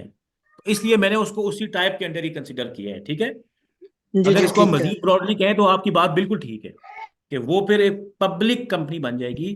फिर पब्लिक के अंदर भी 2 टाइप्स होती हैं, पब्लिक लिस्टेड और पब्लिक अनलिस्टेड। लेकिन क्योंकि ये होती सारी कंपनीज एक्ट के तहत हैं, ठीक है, तो इसलिए ब्रॉडली हम कहेंगे कि ये कंपनी है। जी ठीक है सर। जी, किसी और का सवाल है कोई? जी जी सर, सर। बिल्कुल ठीक कह रहे हैं आप। सर अच्छा। बेसिकली जो हमारे मुल्क है, इसमें ज्यादातर तो 3 टाइप्स की कंपनी ही यूज होती हैं। ये तो आपने हमें आज बड़ा अच्छे तरह से एक्सप्लेन किया है कि फर्दर आपने सारी डिटेल बताई है। इसमें मेन सोल हो जाती है, और फिर एक पार्टनरशिप, और फिर एक कंपनी। मेजर तो 3 ही कंपनीज इन्हीं के मेन बायलास के ऊपर वर्किंग करते हैं लोग, और आपने उसी ये की। वर्ड यूज करना है कि मेजर 3 किस्म के बिजनेस टाइप्स होती है। देखिए, कंपनी का वर्ड नहीं यूज करना। कंपनी वो ही हाँ, होगी जो कंपनीज एक्ट के तहत वो रजिस्टर्ड। ठीक है, बिल्कुल ठीक है। हमारे आज सीखने का मकसद ही यही है कि हमने ये डिफरेंस मालूम करना है कि कंपनी और इसके अलावा बिजनेस में तो बेसिकली मेजर 3 तीन होती है मॉड्यूल। टाइप्स। ठीक है, एक होती है जी जी, सोल 3 टाइप। प्रोप्राइटरशिप, एक जी। होती है फर्म, और एक होती है यस। कंपनी। इस तरीके से ओके। हम कह सकते हैं कि ये 3 टाइप्स हो गई हैं। ठीक है बिल्कुल ठीक है, 3 टाइप्स हो गई है। बाकी उसकी सर फर्दर जो है ना, उसकी डिटेल ही है कि कौन सी जी, आपने फर्दर बनाई है। डिटेल्स हैं। 3 से फिर आगे वो 5 बनती हैं, 5 से आगे 6 बनती हैं, फिर आगे वो 7 बनती हैं, 8 बन सकती हैं। सर लेकिन वो बेसिकली तो फर्दर इसमें जो क्लासिफिकेशन हमारी है। कंपनी है, कंपनी जब हम बनाते हैं तो उसमें हमें टैक्सेस के अंदर काफी रिलैक्सेशन होती है एज कम्पेयर टू फर्म और सोल प्रोप्राइटरशिप। नहीं, मेरी राय इससे देखें, वैसे तो हमारे आज ये टॉपिक से रिलेटेड नहीं है, लेकिन क्योंकि हम सब इधर प्रोफेशनल बैठे हुए हैं, तो सर। मेरी राय से मुख्तलिफ है। उसकी वजह यह है कि सोल प्रोप्राइटरशिप और फर्म के लिए शुरू में टैक्स रूल्स रिलैक्स हैं। उसकी रीजन सर। ये है कि जो सोल प्रोप्राइटरशिप है और फर्म है, उसके ऊपर वो विदहोल्डिंग एजेंट नहीं होते। ये मतलब ये भी सर। एक कॉन्सेप्चुअल एक बात है कि सर। विदहोल्डिंग एजेंट ये होता है कि जब वो किसी को पेमेंट करता है तो उसने पेमेंट काट के टैक्स आगे बंदे को पेमेंट करनी होती है। ठीक है, जैसे अगर आपने ठीक है। किसी बंदे के 100 रुपए देने, तो हम्म। आप उसको 100 रुपया पूरा दे देंगे। लेकिन जो हम्म। कंपनी होगी ना, वो विदहोल्डिंग एजेंट होगी, उसने 100 रुपया नहीं देना, उसने 5 रुपए टैक्स काट के तो 95 रुपए देना है उसको। ठीक है, सर। मतलब ये टैक्सीज के लॉ हैं, लेकिन इसको हम बोलते हैं विदहोल्डिंग एजेंट। तो कंपनी जो है वो बाय डिफॉल्ट विदहोल्डिंग एजेंट होती है शुरू में। उसने उसका अगर उसने टैक्स काटना ही काटना है उस बंदे का जिससे उसने सर्विसेज ली हैं। जबकि सोल प्रोप्राइटरशिप और लिमिटेड लाइबिलिटी वाले केस में ना, ये वाला ऑप्शन अवेलेबल शुरू में नहीं होता। उसमें एक सर। लॉ है कि जब वो 10 करोड़ से ऊपर उनका रेवेन्यू होता है तो फिर वो विदहोल्डिंग एजेंट बनते हैं। ठीक है, उसकी मजीद एक्सेप्शंस भी हैं। तो जी इस सर, लिहाज उसमें से बिल्कुल मेरे आपको। ख्याल से सोल प्रोप्राइटरशिप और फर्म के केस में टैक्सेस के रूल्स थोड़े से रिलैक्स हैं। सर। कंपनी के सर केस में इसको। रूल्स थोड़े से शुरू में सख्त हाँ, हैं, बाद में फिर वो आसान हो जाते हैं। ठीक है, सर इसको फिर एक अगर और हम इस मेजर तरह कहें डिफरेंस है। कि अगर आपका बिजनेस जो है वो उस मॉड्यूल में आता है कि आप अपनी ट्रांजैक्शंस को देखें किस क्वांटिटी में होती हैं, किस वॉल्यूम में होती हैं, तो वो फिर आप उस लिहाज जी से बिल्कुल। चूज करते हैं कि सोल में जाना है, पार्टनरशिप फर्म में जाना है, या कंपनी में जाना है। क्योंकि एट द एंड जी के अंदर बिल्कुल। कंपनी के जो आपके रिटर्न्स और जो इनकम टैक्स जो आपका जब आप पेमेंट कोई भी लेते हैं, तो वो तकरीबन कम होती है एज कम्पेयर टू सोल और फर्म के मुताबिक ना। 0.5% या 1% का फर्क पड़ता है, क्योंकि मेरे साथ हुआ है। जी आप सही कह रहे हैं। असल में आज ये हमारे टॉपिक नहीं है कुतुब साहब। ठीक है, सर। क्योंकि वो टैक्सेस जब आपने फैसला करना है तो आपने कलेक्टिव फैसला करना है, आपने टैक्स के लॉज भी देखने हैं, आपने कंपनी बनाने के या सर बिजनेस ये बनाने लेकिन के लॉज भी मतलब ये देखने कि हैं, फिर अगर आपने आपने फैसला करना है बिजनेस कि को मैंने जाना लॉन्ग किस टर्म फील्ड में। करना है और आपने एक प्रॉपर मतलब कंपनी बनानी है और आप चाहते हैं कि जी मैं मुझे फ्यूचर में परेशानी ना हो, तो देन इट्स बेटर कि आप जो है ना कंपनी की तरफ चले जाएं। और अगर आपकी छोटा सा एक फर्म है जिसकी छोटी सी एक आपकी चीज है जिसमें आप सेटअप कर रहे हैं, तो फिर आप सोल भी आपके लिए ठीक है और पार्टनरशिप भी आपके लिए ठीक है। सर आप और बिल्कुल वो सही कह रहे हैं, मैं बस ये अर्ज कर रहा हूँ कि क्योंकि ये हमारे कोर्स का हिस्सा नहीं है कि ठीक है हमने ठीक इस कोर्स के अंदर ये डिसाइड नहीं करना कि हमने किस तरफ है। जाना है, क्योंकि हमने जाना है इंपोर्ट एक्सपोर्ट लाइसेंस की तरफ। ठीक। और इंपोर्ट एक्सपोर्ट लाइसेंस जो है वो सारे ले सकते हैं, ठीक है। Okay sir. तो हमने अपने कोर्स को देखते हुए, आप बिल्कुल ठीक कह रहे हैं, और वो डेफिनेटली एक बिजनेसमैन ने डिसाइड करना ही करना है, लेकिन सर हमारे इस कोर्स के अंदर रहते हुए हमने ये डिसाइड नहीं करना बहरहाल, ठीक है। नहीं ठीक है सर, बिल्कुल ठीक। Thank you. सर कोई और अगर किसी का सवाल जी हो सर, सर मेरा है सर, इन- मुझे ये पूछना था कि आपने अभी टैक्सेस का बोला था कि जब हम यहाँ रजिस्टर्ड करवाते हैं तो उधर कुछ और होता है, जब हम एफबीआर में टैक्स देने जाते हैं तो उधर का कुछ और होता है।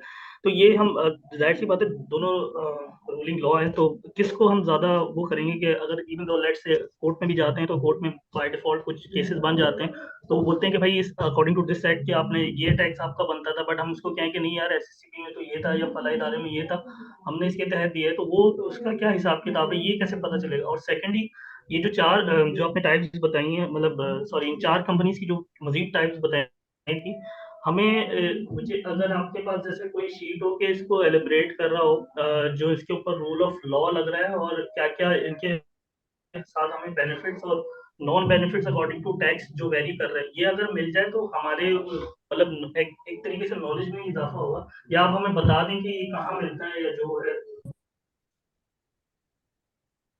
जी हमाद साहब, असल में मैं बिल्कुल आपसे ना ये शेयर कर सकता हूँ, लेकिन ये है कि ये हमारे ये अब टैक्सेस के अंदर या सब चीज़ें वो देख के हमने डिसाइड करना है कि हमने किस तरफ जाना है, टैक्स के रूल्स किस पे क्या लगते हैं।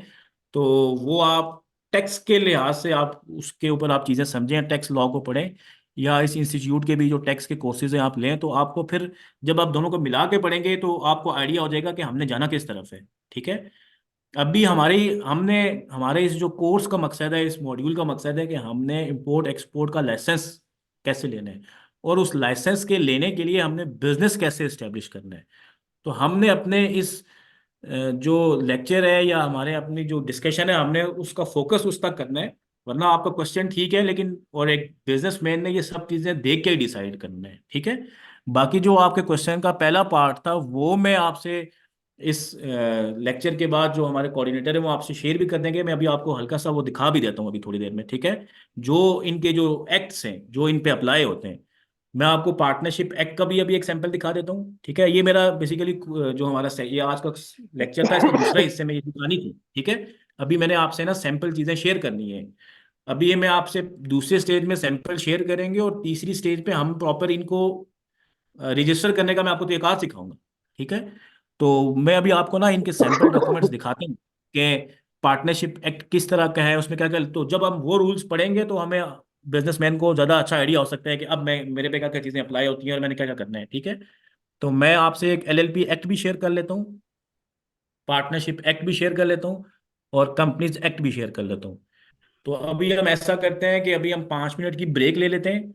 मैं आपसे ये जी चीज़ें भी सर, शेयर करता हूँ, और आज जो है ना मैं आपको फर्दर एक इसमें और सिखाऊंगा भी कि पार्टनरशिप रजिस्टर कैसे करते हैं। फिर हमने डिसाइड तो कर लिया कि जी हम सर, पार्टनरशिप बनानी है, लेकिन सर अब मेरा एक रजिस्टर question था कैसे। अभी। अच्छा सर। और कल का जो लेक्चर होगा उसमें हम देखेंगे कि कंपनी कैसे बनाते हैं, ठीक है। तो इन दो सर लेक्चर्स को एलसी मिला के जब हम देखेंगे तो हमें अकॉर्डिंग पूरा आइडिया हो जाएगा कि कौन कौन से लॉज अप्लाई हो रहे हैं, कैसे कैसे हमने फैसला करना है, और कैसे हमने फिर रजिस्टर करना है। तो जब रजिस्टर हो जाएगी तो हमारा बिजनेस एस्टेब्लिश हो जाएगा, तो फिर हम मॉड्यूल 2 की तरफ चले जाएंगे, इंपोर्ट एक्सपोर्ट की तरफ, ठीक हो गया। तो हम 5 मिनट की ब्रेक लेते हैं, उसके बाद फिर हम दोबारा यहाँ से ही कंटिन्यू करते हैं।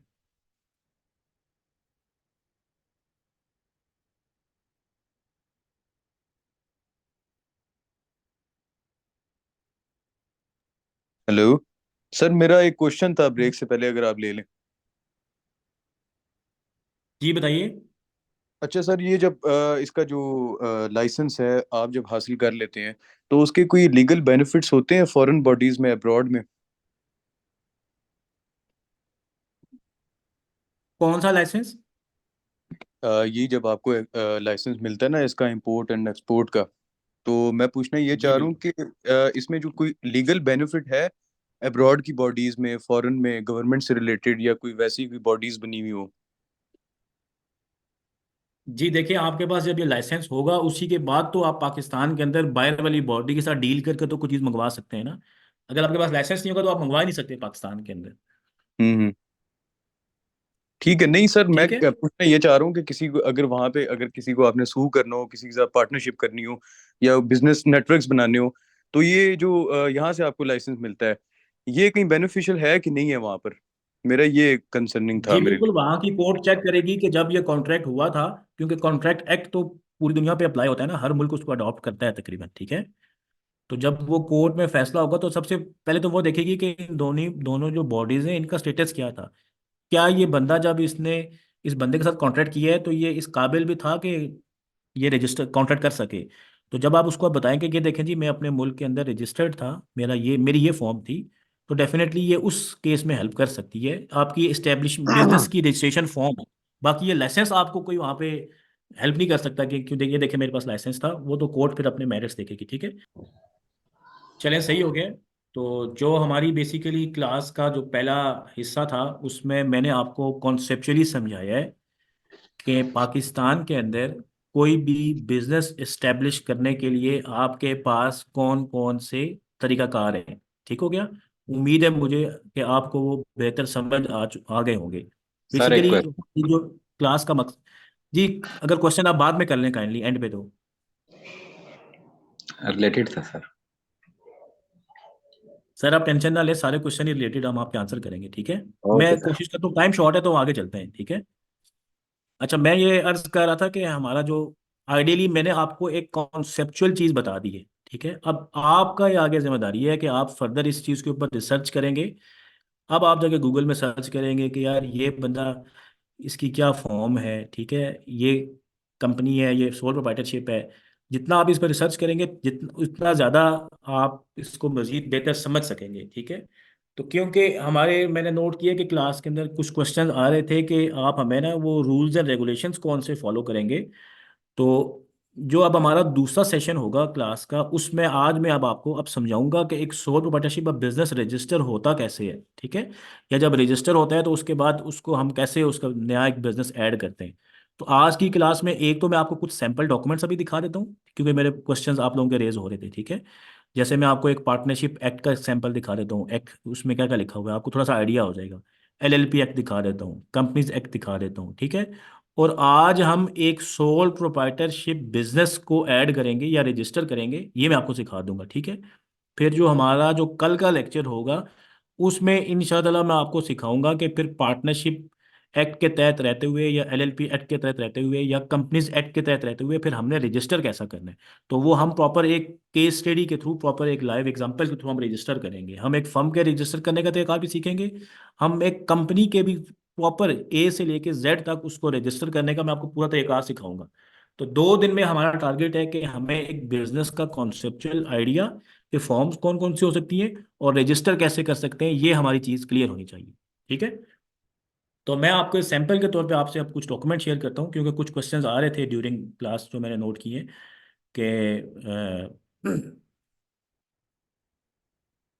तो अभी आपको मैं दिखाता हूँ कि कंपनीज एक्ट किस तरह का है। ठीक है। जितनी भी जो कंपनीज रजिस्टर होती हैं पाकिस्तान के अंदर, वो किस लॉ को फॉलो करती हैं। अब ये कोई भी जो बंदा है जब वो इस लॉ को देखेगा, लॉ को पूरा पढ़ेगा, तभी फिर वो उसकी मजीद चीज़ें बेहतर समझ सकता है। लेकिन ये है वो कंपनीज एक्ट 2017 जिसको सामने रखते हुए पूरे पाकिस्तान के अंदर सारी कंपनीज रजिस्टर होती हैं। ठीक है। ये इजीली एक्सेसिबल है। आप गूगल के अंदर लिखें कि कंपनीज एक्ट 2017 तो आपके पास पीडीएफ में लिंक्स आ जाएंगे। आप ऑफिशियली एसईसीपी की वेबसाइट से उसको डाउनलोड कर लें। ठीक है। तो यहाँ से आपको कंपनीज एक्ट मिल जाएगा।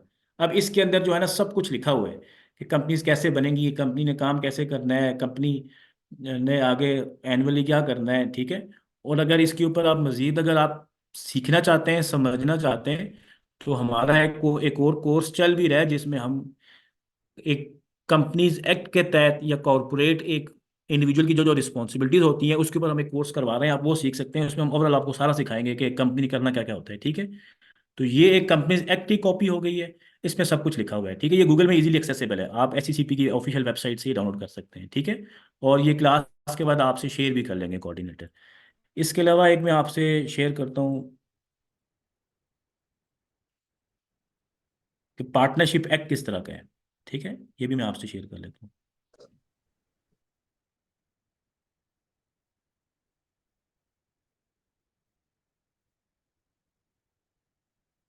ये अब जो आप देख रहे होंगे ना, ये देखें, इसकी हेडिंग है पार्टनरशिप एक्ट 1932, फिर ठीक है, इसमें सब कुछ लिखा हुआ है। तो ये भी आप लोग, अगर आपको इस चीज़ में इंटरेस्ट है तो आप स्टडी कर सकते हैं, ठीक है। इस तेज तेज गो थ्रू कर सकते हैं कि बेसिकली जो पार्टनरशिप फर्म रजिस्टर होगी या उसने फिर क्या क्या रूल्स फॉलो करने हैं, ठीक है। और एक तीसरा जो लॉ है, जो आज के लेक्चर के दौरान मैंने आपको बताया भी है कि सेपरेट एक लॉ है जो लोग फॉलो करते हैं, वो है पार्टनरशिप एक्ट, ठीक है। मैं उसकी भी आपको एक तेज से जो आपको एक आइडिया सा दे देता हूँ कि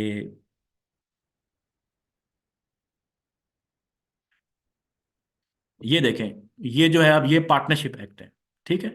ये 2017 में आया था। तो ऐसी फर्म्स जो कि पार्टनरशिप एक्ट 2017 के तहत रजिस्टर्ड होंगी और वो ये वाला लॉ फॉलो करेंगी, ठीक है।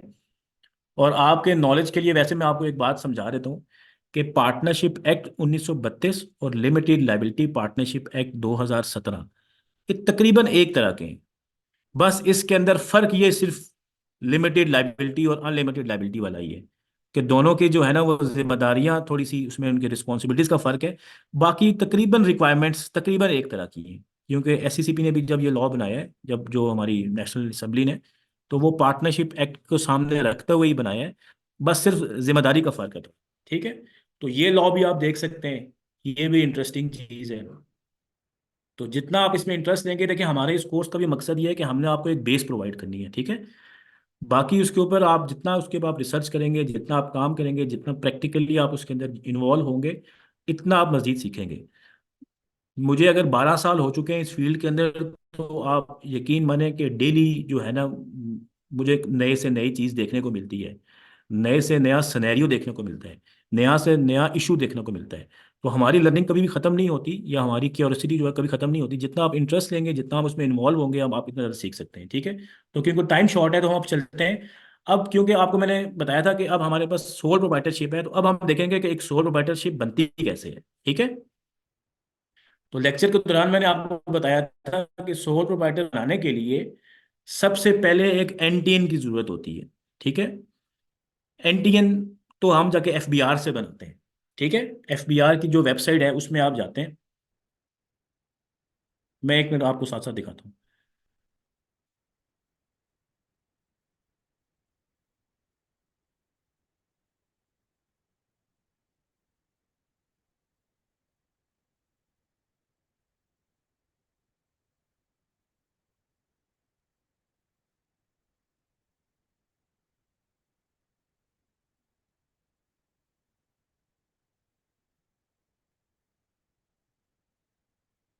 बेसिकली ये वो वेबसाइट है FBR की, इसको हम आयरस बोलते हैं आम जुबान में, जहां से टैक्स के लोग अपनी रिटर्न्स भी फाइल करते हैं और अपना NTN बनाते हैं, ठीक है।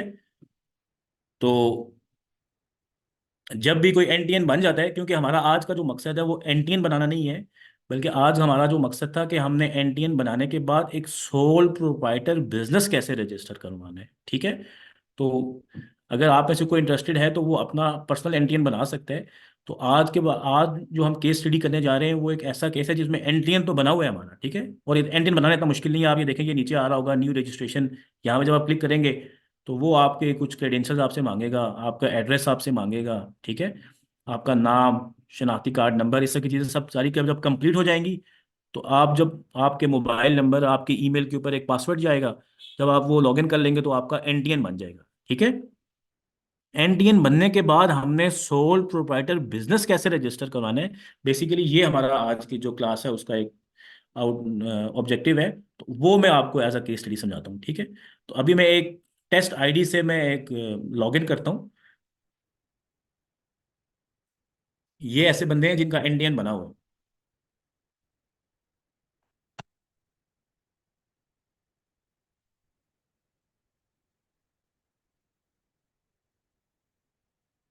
अब ये देखें, इनका इंडियन बना हुआ था। तो जब मैंने इनका एफबीआर की आईआरएस जिसको हम बोलते हैं, इसकी वेबसाइट पे जब हमने एंटर किया है तो ये लॉगिन हो गए। ठीक है। अब हमारा मकसद है कि हमने इस एनटीएन के ऊपर एक बिजनेस को रजिस्टर करवाना है, जो हमारी आज क्लास का मकसद है।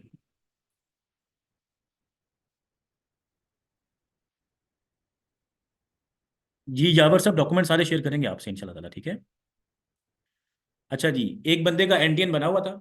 अब उसने अपना सबसे जो सिंपलेस्ट फॉर्म है सोल प्रोप्राइटर बिजनेस वो रजिस्टर करवाना है, या वो उसको रजिस्टर करना है। तो उसके लिए अब हम जाएंगे, ठीक है। ये एफबीआर का पोर्टल खुलता है आपका किसी भी बंदे का, ठीक है। कंपनी का भी तकरीबन ऐसा ही होता है और एक इंडिविजुअल का भी ऐसा ही होता है। तो जब हम अपना आईडी पासवर्ड एंटर करते हैं तो ये एक पोर्टल खुलता है, ठीक है। तो लेफ्ट टॉप पे आप देख रहे होंगे, यहाँ पे ऑप्शन आ रहा है रजिस्ट्रेशन का, ठीक है। तो रजिस्ट्रेशन में डिफरेंट टाइप्स हैं, हम इसको फ्यूचर में मैं आपको समझाऊंगा। इंपोर्ट एक्सपोर्ट के लिए सबसे पहले बिजनेस हुआ, फिर उसका एनटीएन हुआ, फिर उसको सेल्स टैक्स में रजिस्टर किया, और फिर हम एलिजिबल होंगे इंपोर्ट एक्सपोर्ट के लिए। तो अभी क्योंकि हम इनिशियल स्टेज में हैं, तो क्योंकि एनटीएन बना हुआ था, अब मेरा मकसद है कि मैंने अपना बिजनेस ऐड करना है इस एनटीएन के अंदर, ठीक है। तो उसके लिए आप ये देख रहे होंगे, ये एक फॉर्म है। बेसिकली जब आप अपने पोर्टल के अंदर कोई भी मॉडिफिकेशन करते हैं, ये सेक्शन 181 के तहत, तो वो ऑफ इनकम टैक्स ऑर्डिनेंस, तो बेसिकली ये वो फॉर्म है, form of registration filed for modification. क्योंकि अब आपका एनटीएन तो बना हुआ है, ठीक है। अब आपने उसके अंदर मॉडिफिकेशन करनी है, आपने उसके अंदर एक बिजनेस ऐड करना है, तो इसलिए हम ये वाला फॉर्म फिल करेंगे, ठीक है। जब हम ये फॉर्म फिल करते हैं तो सबसे पहले वो पूछता है कि आपने ये फॉर्म कब फिल करना है। तो डेफिनेटली क्योंकि अभी हम 2024 में बैठे हुए हैं, 23-24 टैक्स ईयर चल रहे हैं, तो इसको हम बताएंगे कि ये जो हम आज चीज़ करने जा रहे हैं ये 2024 से रिलेटेड है, ठीक है। तो हमें ये खुद पीरियड दे देगा। फिर हम यहाँ से कंटिन्यू करते हैं।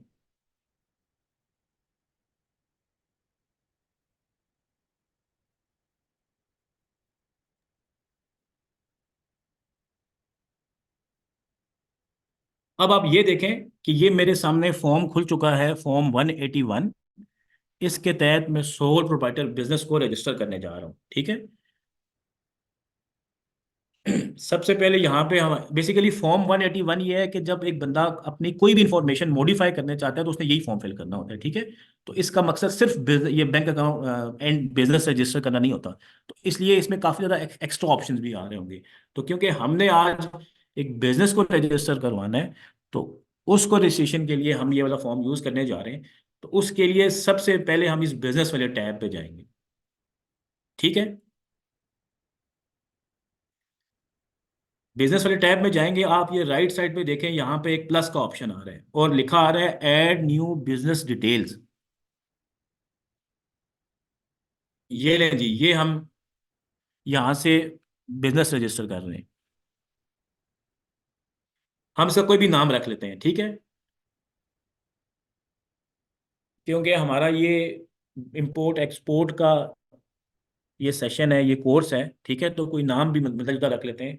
हम इसका नाम रख लेते हैं इंपोर्ट एक्सपोर्ट बिजनेस। मतलब वैसे तो ये बहुत जेनरिक बन जाता है, चले इसका रख लेते हैं जी अता इंपोर्ट एक्सपोर्ट बिजनेस, ठीक है। अता, अता ट्रेडिंग रख लेते हैं भाई, अता ट्रेडर्स, ठीक है।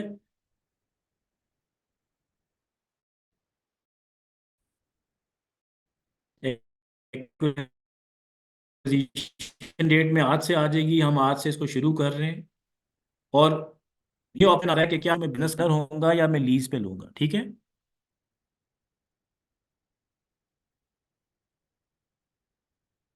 इसमें रख लेते हैं कि जी कि मैं, जो मेरा दफ्तर होगा मैं उसका मालिक होऊंगा। सबसे पहले मैंने बिजनेस का नाम रजिस्टर किया, ठीक है।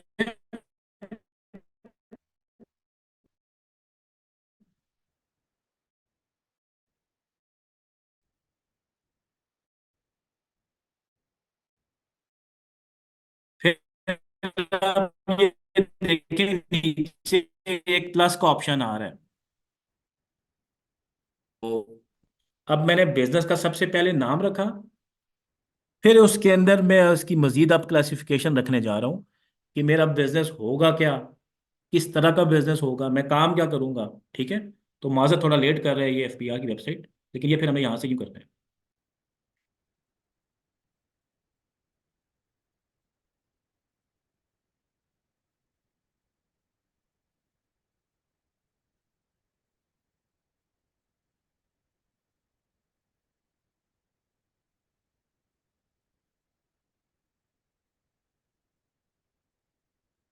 इसमें अक्सर जो है ना वो एफबीआर की वेबसाइट पे भी मसला आ जाता है, उस पर भी कोई लोड होता है या कोई अक्सर वो, मुझे लग रहा है कि इंटरनेट की स्पीड से ज्यादा एफबीआर की तरफ से मसला मुझे नजर आ रहा है।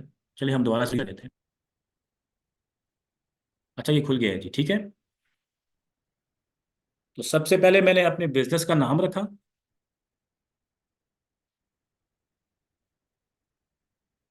फिर अब मैंने बताना है कि मेरा बिजनेस होगा क्या, मेरी प्रिंसिपल एक्टिविटी क्या होगी। ठीक है। सपोज रख लेते हैं कि मैंने, जैसे ये पहला काम आ रहा है माइनिंग एंड क्वेरिंग, यहाँ पे वैसे आप कुछ भी सर्च कर सकते हैं। ठीक है। हम कंस्ट्रक्शन कर सकते हैं। मैंने वैसे नाम रखा था ट्रेडिंग का, तो हम रखते हैं कि मैंने ट्रेडिंग का काम करना है जी। ठीक है जी। तो यहाँ पे लिख देते हैं ट्रेड, आगे ये उससे रेलेवेंट सर्च कर लेगा सर। ये देखें जी। ठीक है। आप इसमें देखें पहला ऑप्शन आ रहा है wholesale and retail trade, repair of motor vehicles sale slash motor of sale of motor vehicles. Suppose मैंने यही काम करने हैं जी। ठीक है। मैं इसके ऊपर ये क्लिक कर लेता हूँ, तो इसने ना वो फर्दर टाइप्स खुद उठा लिए हैं। ठीक है। इसमें छोटी मोटी चेंजेस भी कर सकते हैं। तो मैं आज से ये बिजनेस शुरू कर रहा हूँ। ये आ गया। ठीक है। तो मैंने अपने बिजनेस का नाम रखा, बिजनेस का मैंने बताया कि मैं इसका मालिक हूँ, जो मैं जगह लूंगा मैं उसका भी मालिक होऊंगा। ठीक है। और फिर मैंने फर्दर टाइप बताई, फिर मैंने यहाँ से कर दिया ओके। ठीक है। ये देखिए आप देख रहे होंगे कि ये मेरा आ गया अता ट्रेडर्स के नाम से यहाँ पर। ठीक है। As an owner, acquisition date देखें आज की आ गई है जी। ठीक है। अब मैं अपने इस बिजनेस का एड्रेस ऐड करूंगा। इसके लिए मैं ये प्रॉपर्टी पे गया,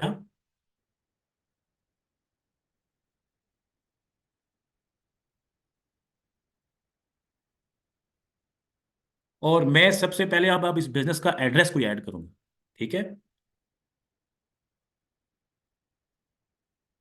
तो एड्रेस ऐड करने के लिए मैंने बताना है कि जो मैं जिस एड्रेस के ऊपर प्रॉपर्टी काम करने जा रहा हूँ वो है क्या। तो बेसिकली वो होगी कमर्शियल प्रॉपर्टी। अगर कोई इंडस्ट्री है तो इंडस्ट्री भी हो सकती है, इसमें काफ़ी आप देख लें ऑप्शंस आ रहे होंगे। तो जो कॉमन यूज़ है वो कमर्शियल प्रॉपर्टी है। अच्छा जी, मेरे पास है क्या जी, मेरे पास वहाँ पे एक ऑफिस है जी।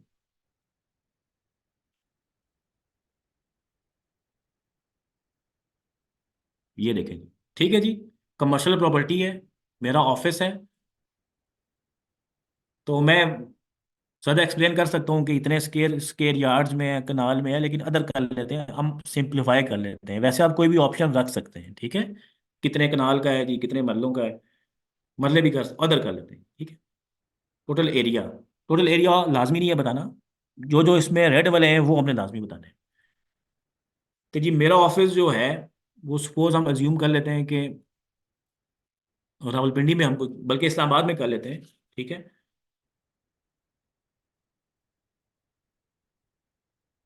ऑफिस नंबर 1 है जी मेरा। ठीक है किधर जी, है जी इस्लामाबाद की जो कोई मशहूर कोई प्लाजा होगा, सपोज हम कर लेते हैं कि स्टेट लाइफ बिल्डिंग।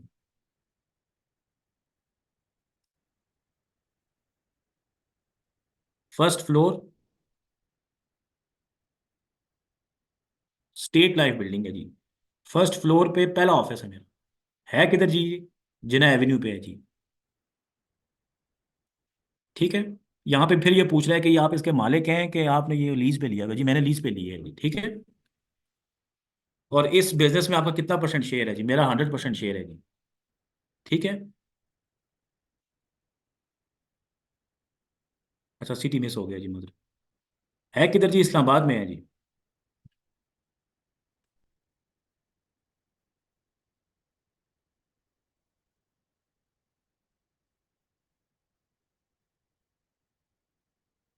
अच्छा ये देख लें जी कि ये सबसे पहले मैंने बिजनेस का नाम रजिस्टर किया, ऐड किया,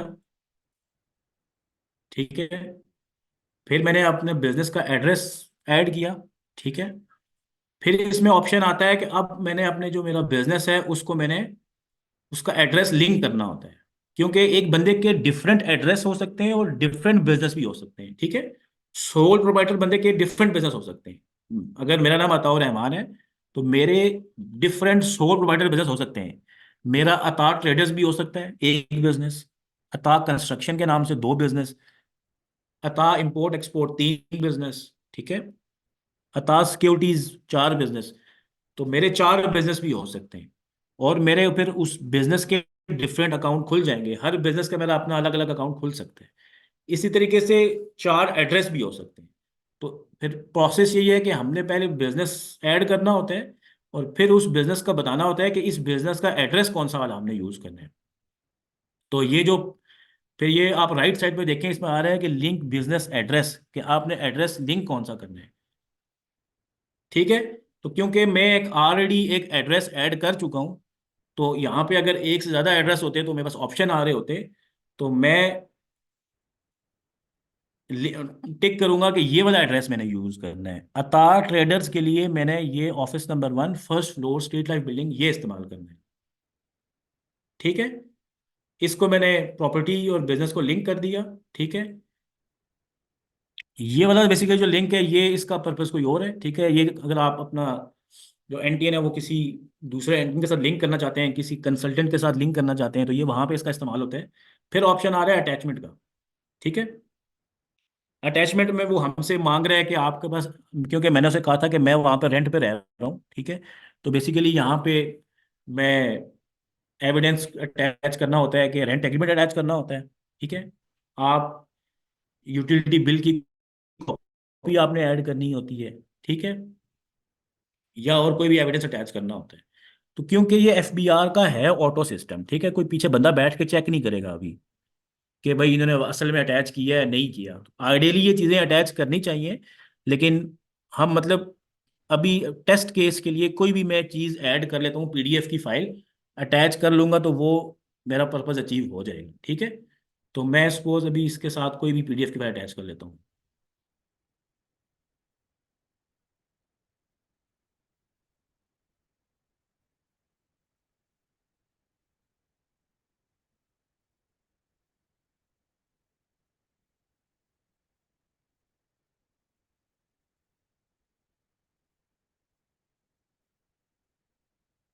मैं कोई आसान कोई वन पेज अटैच कर लेता हूँ, ठीक है। एक मिनट।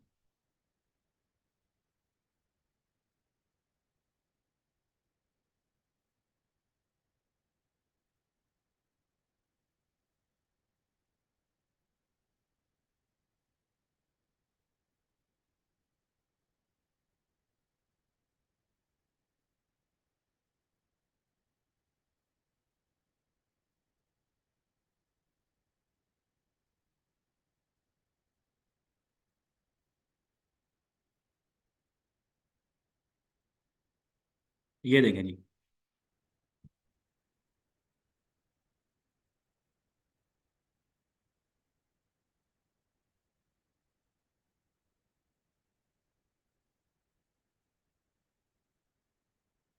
अच्छा एक मैंने ये अटैचमेंट कर दी है जी, बिजली का बिल भी मैं ये अटैच कर देता हूँ।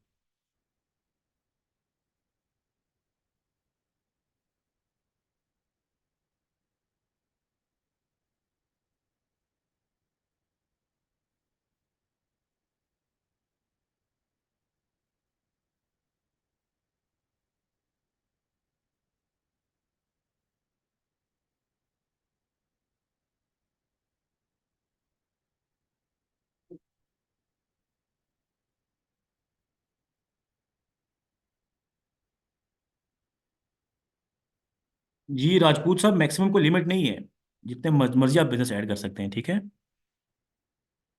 और यावर साहब, हम रेजिडेंशियल एड्रेस भी जो है ना वैसे एंटर कर सकते हैं, कोई ऐसा रिस्ट्रिक्शन नहीं है, ठीक है। असल में जो हम ऐड करेंगे इसके ऊपर एक लेटर जाता है बैंक की तरफ से, जब हम बैंक बैंक अकाउंट खुलवाते हैं, तो आपका प्रॉपर एड्रेस होना चाहिए ताकि आपको लेटर रिसीव हो जाए। बाकी लीगली कोई ऐसा सोल प्रोप्राइटर के केस में कोई ऐसी रिस्ट्रिक्शन नहीं है कि आपका एड्रेस रेजिडेंशियल हो, कमर्शियल हो, ठीक है।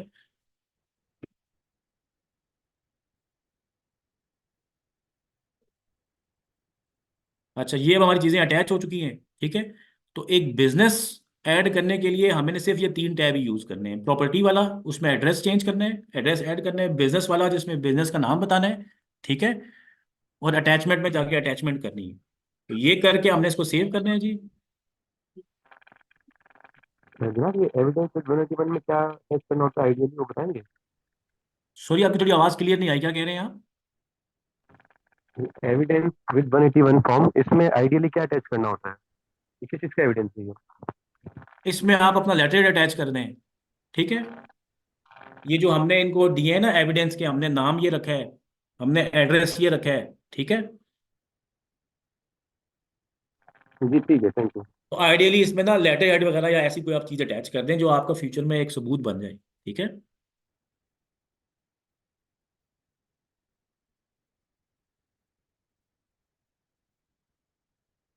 अच्छा, ये देखें जी, ये मैंने आप सबमिट कर दिए, ठीक है।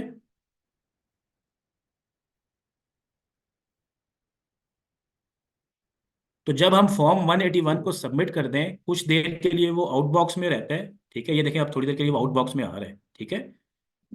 अब सिस्टम इसको ना ऑटो एक्सेप्ट कर लेगा थोड़ी देर के अंदर, ठीक है। अगर तो कोई पीछे बंदा बैठा होता, वो पहले इसको वो चेक करता, वो इसको अप्रूव करता, फिर ये आउटबॉक्स से उठ के कंप्लीटेड टास्क में चला जाता, ठीक है। लेकिन आपको मैंने बताया, क्योंकि ये एफबीआर का सिस्टम, इसमें कुछ ऐसी चीज़ें हैं जो ऑटो हैं, ठीक है। ऑटो मतलब वो वर्क कर रही हैं। तो जब भी हम कोई फॉर्म 181 जमा करवाते हैं बिजनेस ऐड करने के लिए, तो ये सिस्टम उसको ऑटो एक्सेप्ट कर लेता है। तो अभी ये मैंने ड्राफ्ट किया था, फिर ये आउटबॉक्स में गया, और अब थोड़ी देर में ये कंप्लीटेड टास्क में आ जाएगा, ठीक है। अब ये देखें, ये कंप्लीटेड आउटबॉक्स से उठ के जो फॉर्म 181 है,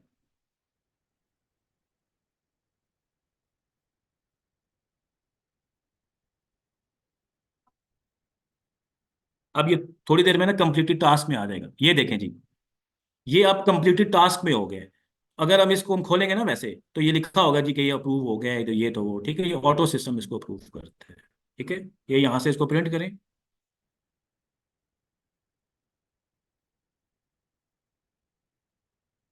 तो ये बेसिकली वो मेरा फॉर्म फिल हुआ है रजिस्ट्रेशन के लिए, ठीक है। इसमें मेरी बाकी डिटेल्स भी आ रही हैं, जो पहले से डिटेल इसमें ऑलरेडी मेंशन है।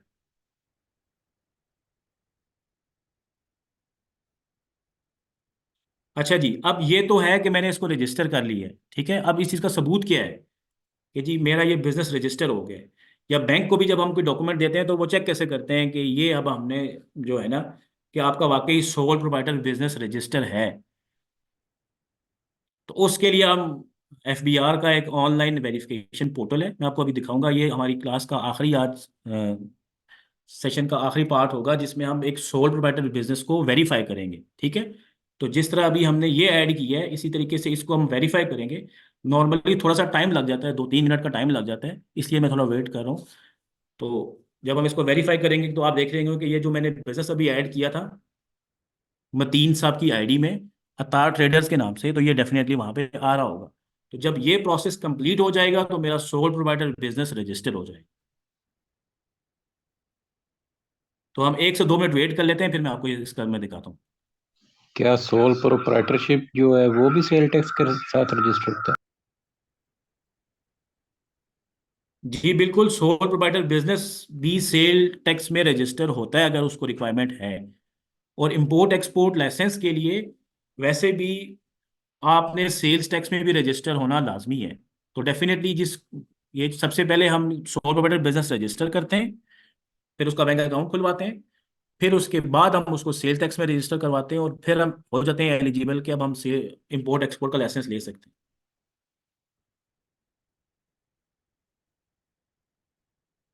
अच्छा सर, ये अपग्रेडेशन कैसे होगी? जैसे मिसाल के तौर पर मैंने सोल पे रजिस्टर करवाया था, अब मुझे पार्टनरशिप पे या फिर कंपनी की ऊपर जाना है, तो उसके क्या फंडामेंटल्स होंगे? और सेकेंडली ये रजिस्ट्रेशन के बाद लेट से कुछ आपने लिंकिंग का बताया था, अब मुझे ये हटाना है अपने उससे प्रोफाइल से। मैं सोल प्रोप्राइटरशिप पे मैं बिजनेस नहीं कर रहा, या पार्टनरशिप पे मैं बिजनेस नहीं कर रहा, तो मैं अपने पोर्टल से मैं इसको कैसे डिसेबल करूंगा?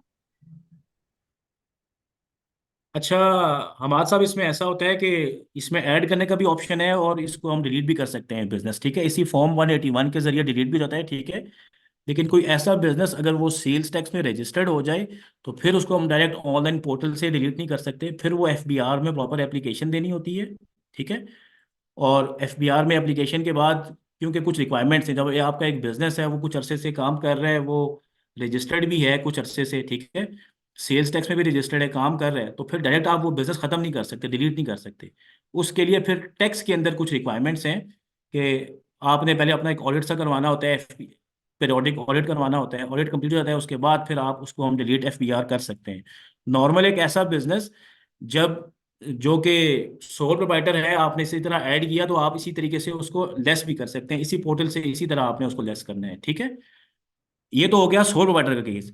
लेकिन कंपनी के केस में या एओपी फर्म के केस में जब हम उसका एनटीएन ले लेते हैं, तो फिर जो है ना, वो आप खुद उसको डायरेक्ट खत्म नहीं कर सकते, वो फिर आपको एफबीआर में प्रॉपर एप्लीकेशन देनी होती है, ऑनलाइन भी देनी होती है, फिजिकल भी देनी होती है। और जब वो एप्लीकेशन, फिर एफबीआर अपनी टैक्स लॉज के तहत डिफरेंट फॉर्मेलिटीज देखता है, तो उसके बाद आप उसको एफबीआर के थ्रू डिलीट करवा सकते हैं। ठीक है, यानी कि दूसरा आप क्वेश्चन सर ये था कि soul proprietorship, partnership, limited liability या फिर कंपनी इंटर कन्वर्टेबल है? अच्छा ब्रदर, इसमें ऐसा है कि जो सोल प्रोवाइडर बिजनेस है वो तो पार्टनरशिप में कन्वर्ट नहीं होगा, ठीक है। पार्टनरशिप का अपना एनटीएन होता है, ठीक है। सोल प्रोवाइडर का अपना एनटीएन होता है, वो बंदे का अपना पर्सनल एनटीएन यूज हो रहा है, और कंपनी का पर्सनल अलग होता है, ठीक है। तो एक जो पार्टनरशिप फर्म है वो कन्वर्ट हो सकती है कंपनी में, क्योंकि कंपनी लॉ के अंदर ये गुंजाइश है कि वो पार्टनरशिप फर्म को अकोमोडेट कर सकती है, ठीक है। लेकिन सोल प्रोवाइडर वाला जो बिजनेस है वो कन्वर्ट नहीं होता पार्टनरशिप में, क्योंकि पार्टनरशिप में फिर बंदे ऐड हो जाएंगे, दो बंदे हो जाएंगे। इसमें तो आप अकेले थे ना, तो आपकी हिस्ट्री ऐड नहीं होती। तो इसलिए लीगली जो है ना, आप सोल प्रोवाइडर को कन्वर्ट नहीं कर सकते फर्म में, जबकि फर्म को आप कंपनी में कन्वर्ट कर सकते हैं, और फर्म का जो है वो कंपनी में आप कन्वर्ट हो जाएगा, आपका एनटीएन भी और आपका बिजनेस भी। तो जब आप कंपनी बनाएंगे ना, तो कंपनी में उसमें लिखा हुआ होता है कि ये कंपनी पहले एक फर्म थी, तो वहाँ उससे कन्वर्ट होके उसके ऑब्जेक्ट क्लॉज में लिखा होता है ये चीज़। ये फर्दर जब आप इस चीज़ को मजीद आप देखेंगे, तो आप वहाँ पे आप ये चेक कर सकते हैं। अच्छा, अब हम जो है ना वो देखते हैं, अब हमने ये एक बिजनेस ऐड कर दिया था, ठीक है।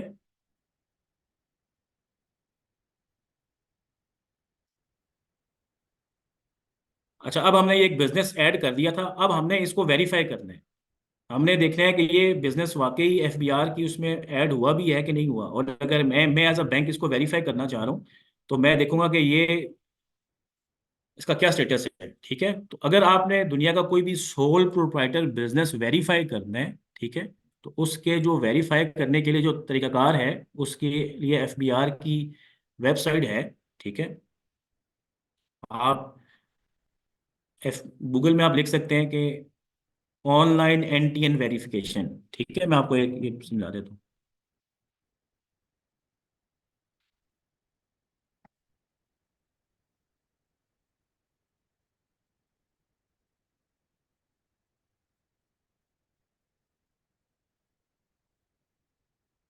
ये देखें, जब मैंने इस पर क्लिक किया तो मेरे पास ऑप्शन आ गया, गूगल ने ही मुझे बता दिया कि ऑनलाइन वेरिफिकेशन। तो मैं ये वाली वेबसाइट खोलूंगा, ठीक है। अब मेरी आप लेफ्ट साइड पे देखें, डिफरेंट ऑप्शंस आ रहे हैं, ठीक है। तो यहाँ पे लेफ्ट साइड पे टैक्स पेयर प्रोफाइल इंक्वायरी, ठीक है। यहाँ से जाके हम पाकिस्तान के अंदर कोई भी एनटीएन, बेशक वो किसी बंदे का है, किसी फर्म का है, किसी कंपनी का है, तो डिफरेंट क्राइटेरिया की बेस के ऊपर हम यहाँ से जाके वेरीफाई कर सकते हैं। तो जब हम किसी बंदे का पर्सनल एनटीएन वेरीफाई करेंगे, तो उस बंदे के नाम जितने भी सोल प्रोप्राइटर बिजनेस आ रहे होंगे, वो यहाँ से आप उसको वेरीफाई कर सकते हैं। अगर तो आपको एनटीएन पता है तो आप एनटीएन से कर सकते हैं, ठीक है। क्योंकि आपको मैंने शुरू में बताया था लेक्चर के दौरान कि कंपनी के केस में और फर्म के केस में, क्योंकि ना तो उनका शनाख्ती कार्ड नंबर होता है ना उनका पासपोर्ट नंबर होता है, तो या तो आपका उनका एनटी नंबर पता होना चाहिए या उनका रजिस्ट्रेशन नंबर पता होना चाहिए, कंपनी के केस में खास करके, ठीक है। तो आप यहाँ से वेरीफाई कर सकते हैं, और पर्सनल के केस में आप उसके शनाख्ती कार्ड नंबर से उसको वेरीफाई कर सकते हैं, ठीक है। तो अभी क्योंकि हमने मतीन साहब का शनाख्ती कार्ड यूज़ किया था, तो अब हम देखते हैं कि इनका ऐड हुआ भी है कि नहीं।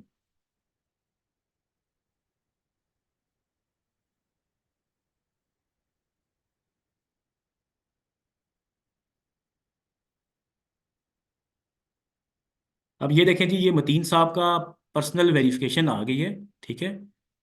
लेकिन इसमें मैं देख रहा हूँ अभी तक ये नीचे वैसे बिजनेस आ नहीं रहा। अच्छा, ये मतीन साहब थे, इनका हमने पर्सनल एनटीएन यूज़ किया, ठीक है। और ये एसएफबीआर की लिंक है जहाँ से हम किसी भी सोल प्रोप्राइटर बिजनेस को या किसी के बंदे को एनटीएन को वेरीफाई कर सकते हैं। तो ये यहाँ पे ऑप्शन आ रहा होता है, ये मेरे ख्याल से अभी तक वहाँ से ना, आपको मैंने बताया कि थोड़ा इसमें टाइम लग जाता होता है, ठीक है। प्रोसेस वही है जो मैंने आपको बताया है कि आपने वो फॉर्म 181 जब सबमिट किया, जब वो आउटबॉक्स में गया, फिर वहाँ से अगर वो सबमिट हो गया तो मतलब आपका फॉर्म कंप्लीट है, उसमें कोई मसला नहीं है, ठीक है। तो कंप्लीटेड पे चला गया तो फिर उसके कुछ ही देर के बाद वो यहाँ से रिफ्लेक्ट होना शुरू हो जाता है, ठीक है। तो एक बंदे के नाम पे जितने भी सोल प्रोप्राइटर बिजनेस होते हैं वो यहाँ से आप वेरीफाई कर सकते हैं, ठीक है। अभी ये मतीन साहब का तो नहीं आ रहा, चले हम किसी और का ट्राई कर लेते हैं, ठीक है।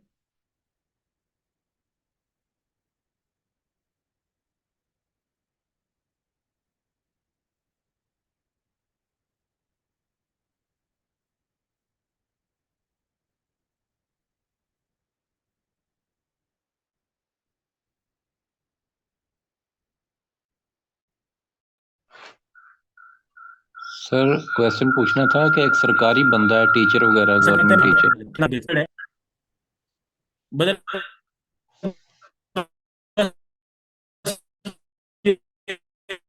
मेरा लेक्चर खत्म होने लगा है उसके बाद, ठीक है।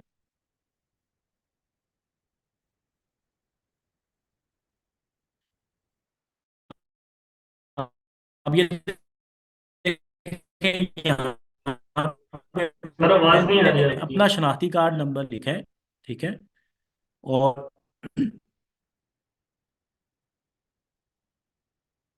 जी अब आ रही है आवाज? अब आवाज क्लियर आ रही है मेरी? सर सर कट कट के आ जी रही आवाज आ है। रही है? अब बेहतर है। अब आवाज बेहतर है?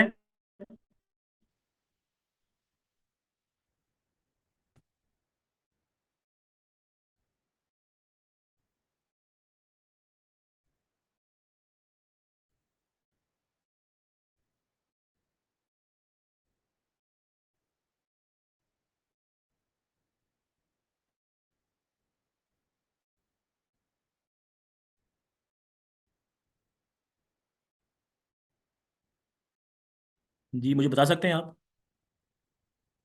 जी सर अब आ रही जी है। हाँ, मेरी आवाज आ रही है? क्लियर है सर, क्लियर है।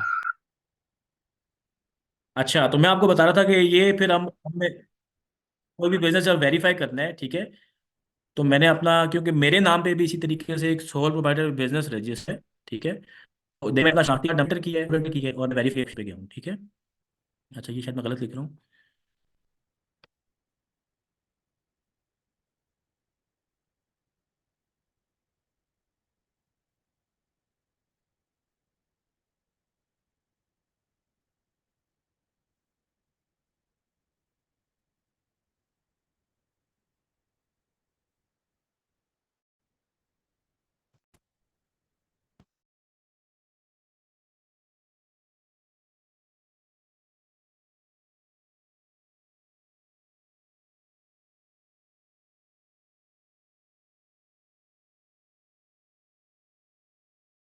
ये देखिए जी, ठीक है। मेरे नाम पे जी सर, आवाज नहीं आ रही आप। जब मैंने अपना एफबीआर पेज के नाम पे, हमारे यहाँ पे जितने भी मेरे दूसरे नाम पे रजिस्टर है। जी अब आ रही है?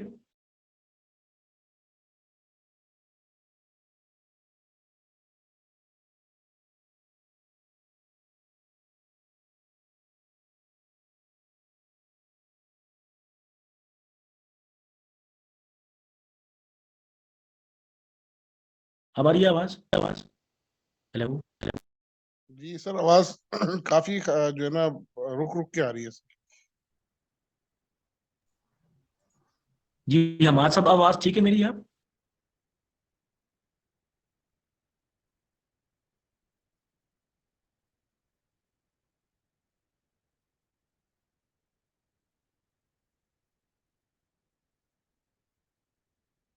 कुछ आवाज आ रही है मेरी? जी आ रही है सर सर ब्रेक आवाज। हो रही है बहुत ज्यादा।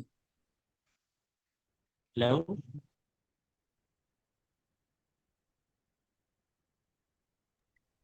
जी अब आ रही है आवाज सर। आवाज कभी सही आती है, कभी ब्रेक हो जाती है, तो यही कह रहे हैं। अच्छा, मैं आपसे ये अर्ज कर रहा था कि जब भी किसी सोल प्रोवाइडर बिजनेस को या कोई एक एंटिटी वेरीफाई करना हो तो ये वाला हमारा पोर्टल है। तो आप ये देख रहे होंगे कि ये नीचे जो है ना, मेरे नाम पे जो भी सोल प्रोवाइडर बिजनेस है वो ये मेरे नाम पे आ रहे हैं। ठीक है?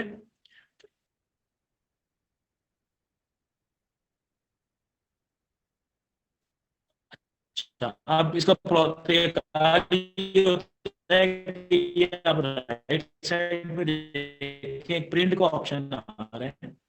ठीक है? मैं इसको यहाँ से प्रिंट करूंगा, इसको यहाँ से सेव करूंगा,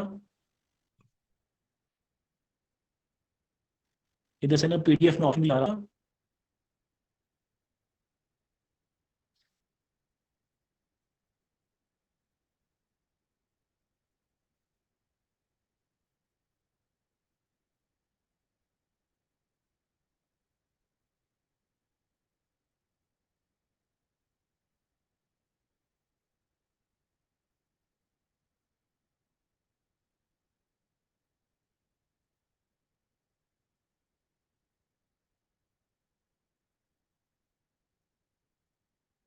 थोड़ा ना अभी इंटरनेट की स्पीड का मसला आ रहा है, वेरिफाइड डॉक्यूमेंट करता है। ठीक है? ये वाला डॉक्यूमेंट लेके चला जाऊंगा। ठीक है? मैं कहूंगा ये देखें जी मेरा एनटीएन बना हुआ है, मेरा ये बिजनेस सोल प्रोवाइडर रजिस्टर हो चुका है, तो काइंडली आप मेरा बैंक अकाउंट खोल।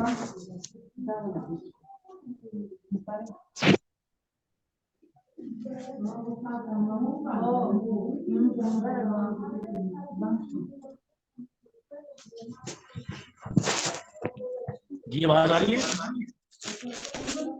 सर आपकी आवाज ब्रेक कर रही है बहुत ज्यादा। अब ठीक है? जी सर। तो मैं आपसे ये अर्ज कर रहा था कि मैं बैंक के पास जाऊंगा, मैं उसे कहूंगा कि ये देखिए ये डॉक्यूमेंट है मेरा,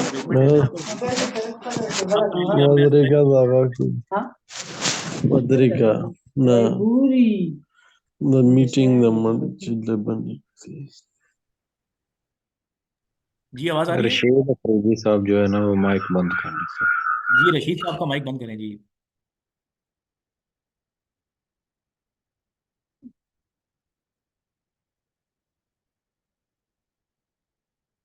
जी सर आवाज क्लियर है अच्छा, आपकी। मैं ये अर्ज कर रहा था कि मैं ये डॉक्यूमेंट लेके जाऊंगा बैंक के पास और वो मेरा bank account, business bank account मेरा इस नाम से खोल देगा। ठीक है? तो वो जो मेरा बैंक अकाउंट होगा उस अकाउंट का टाइटल होगा एक्सपर्टीज कंसल्टेंट के नाम से, जो कि मेरा बिजनेस भी आ रहा है। ठीक है?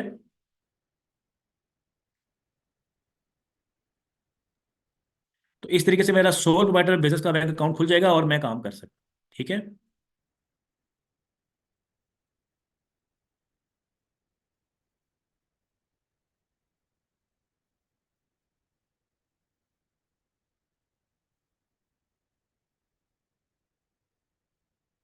जी आवाज आ रही है?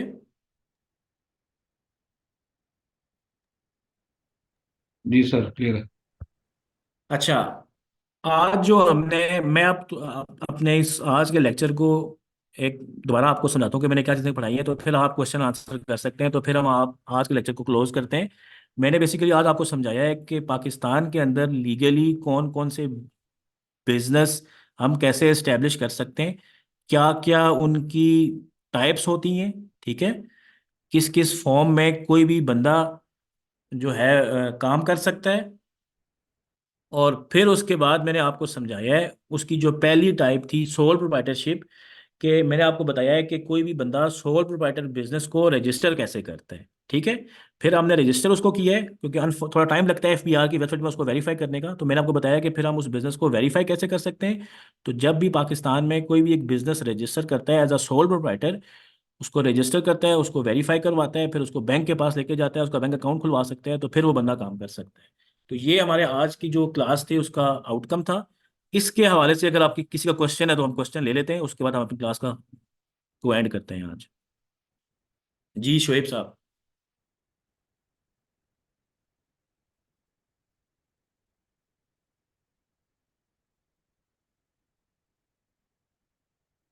हेलो।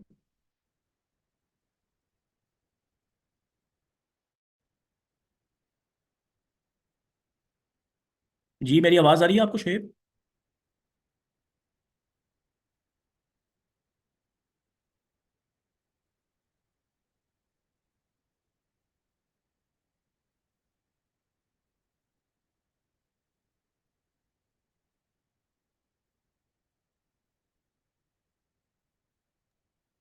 मेरी जी अजीम साहब बताइए। सर क्वेश्चन ये है कि मेरा एक क्लाइंट है, तो वो ना एजेंसी लेता है इसकी बिस्किट की, गोली टॉफी की, और अच्छा। उसको फिर जो है ना वो होलसेल पर डिस्ट्रीब्यूट कर देता है दुकानदारों को। आवाज आ रही सर? जी आ रही है, बताएं।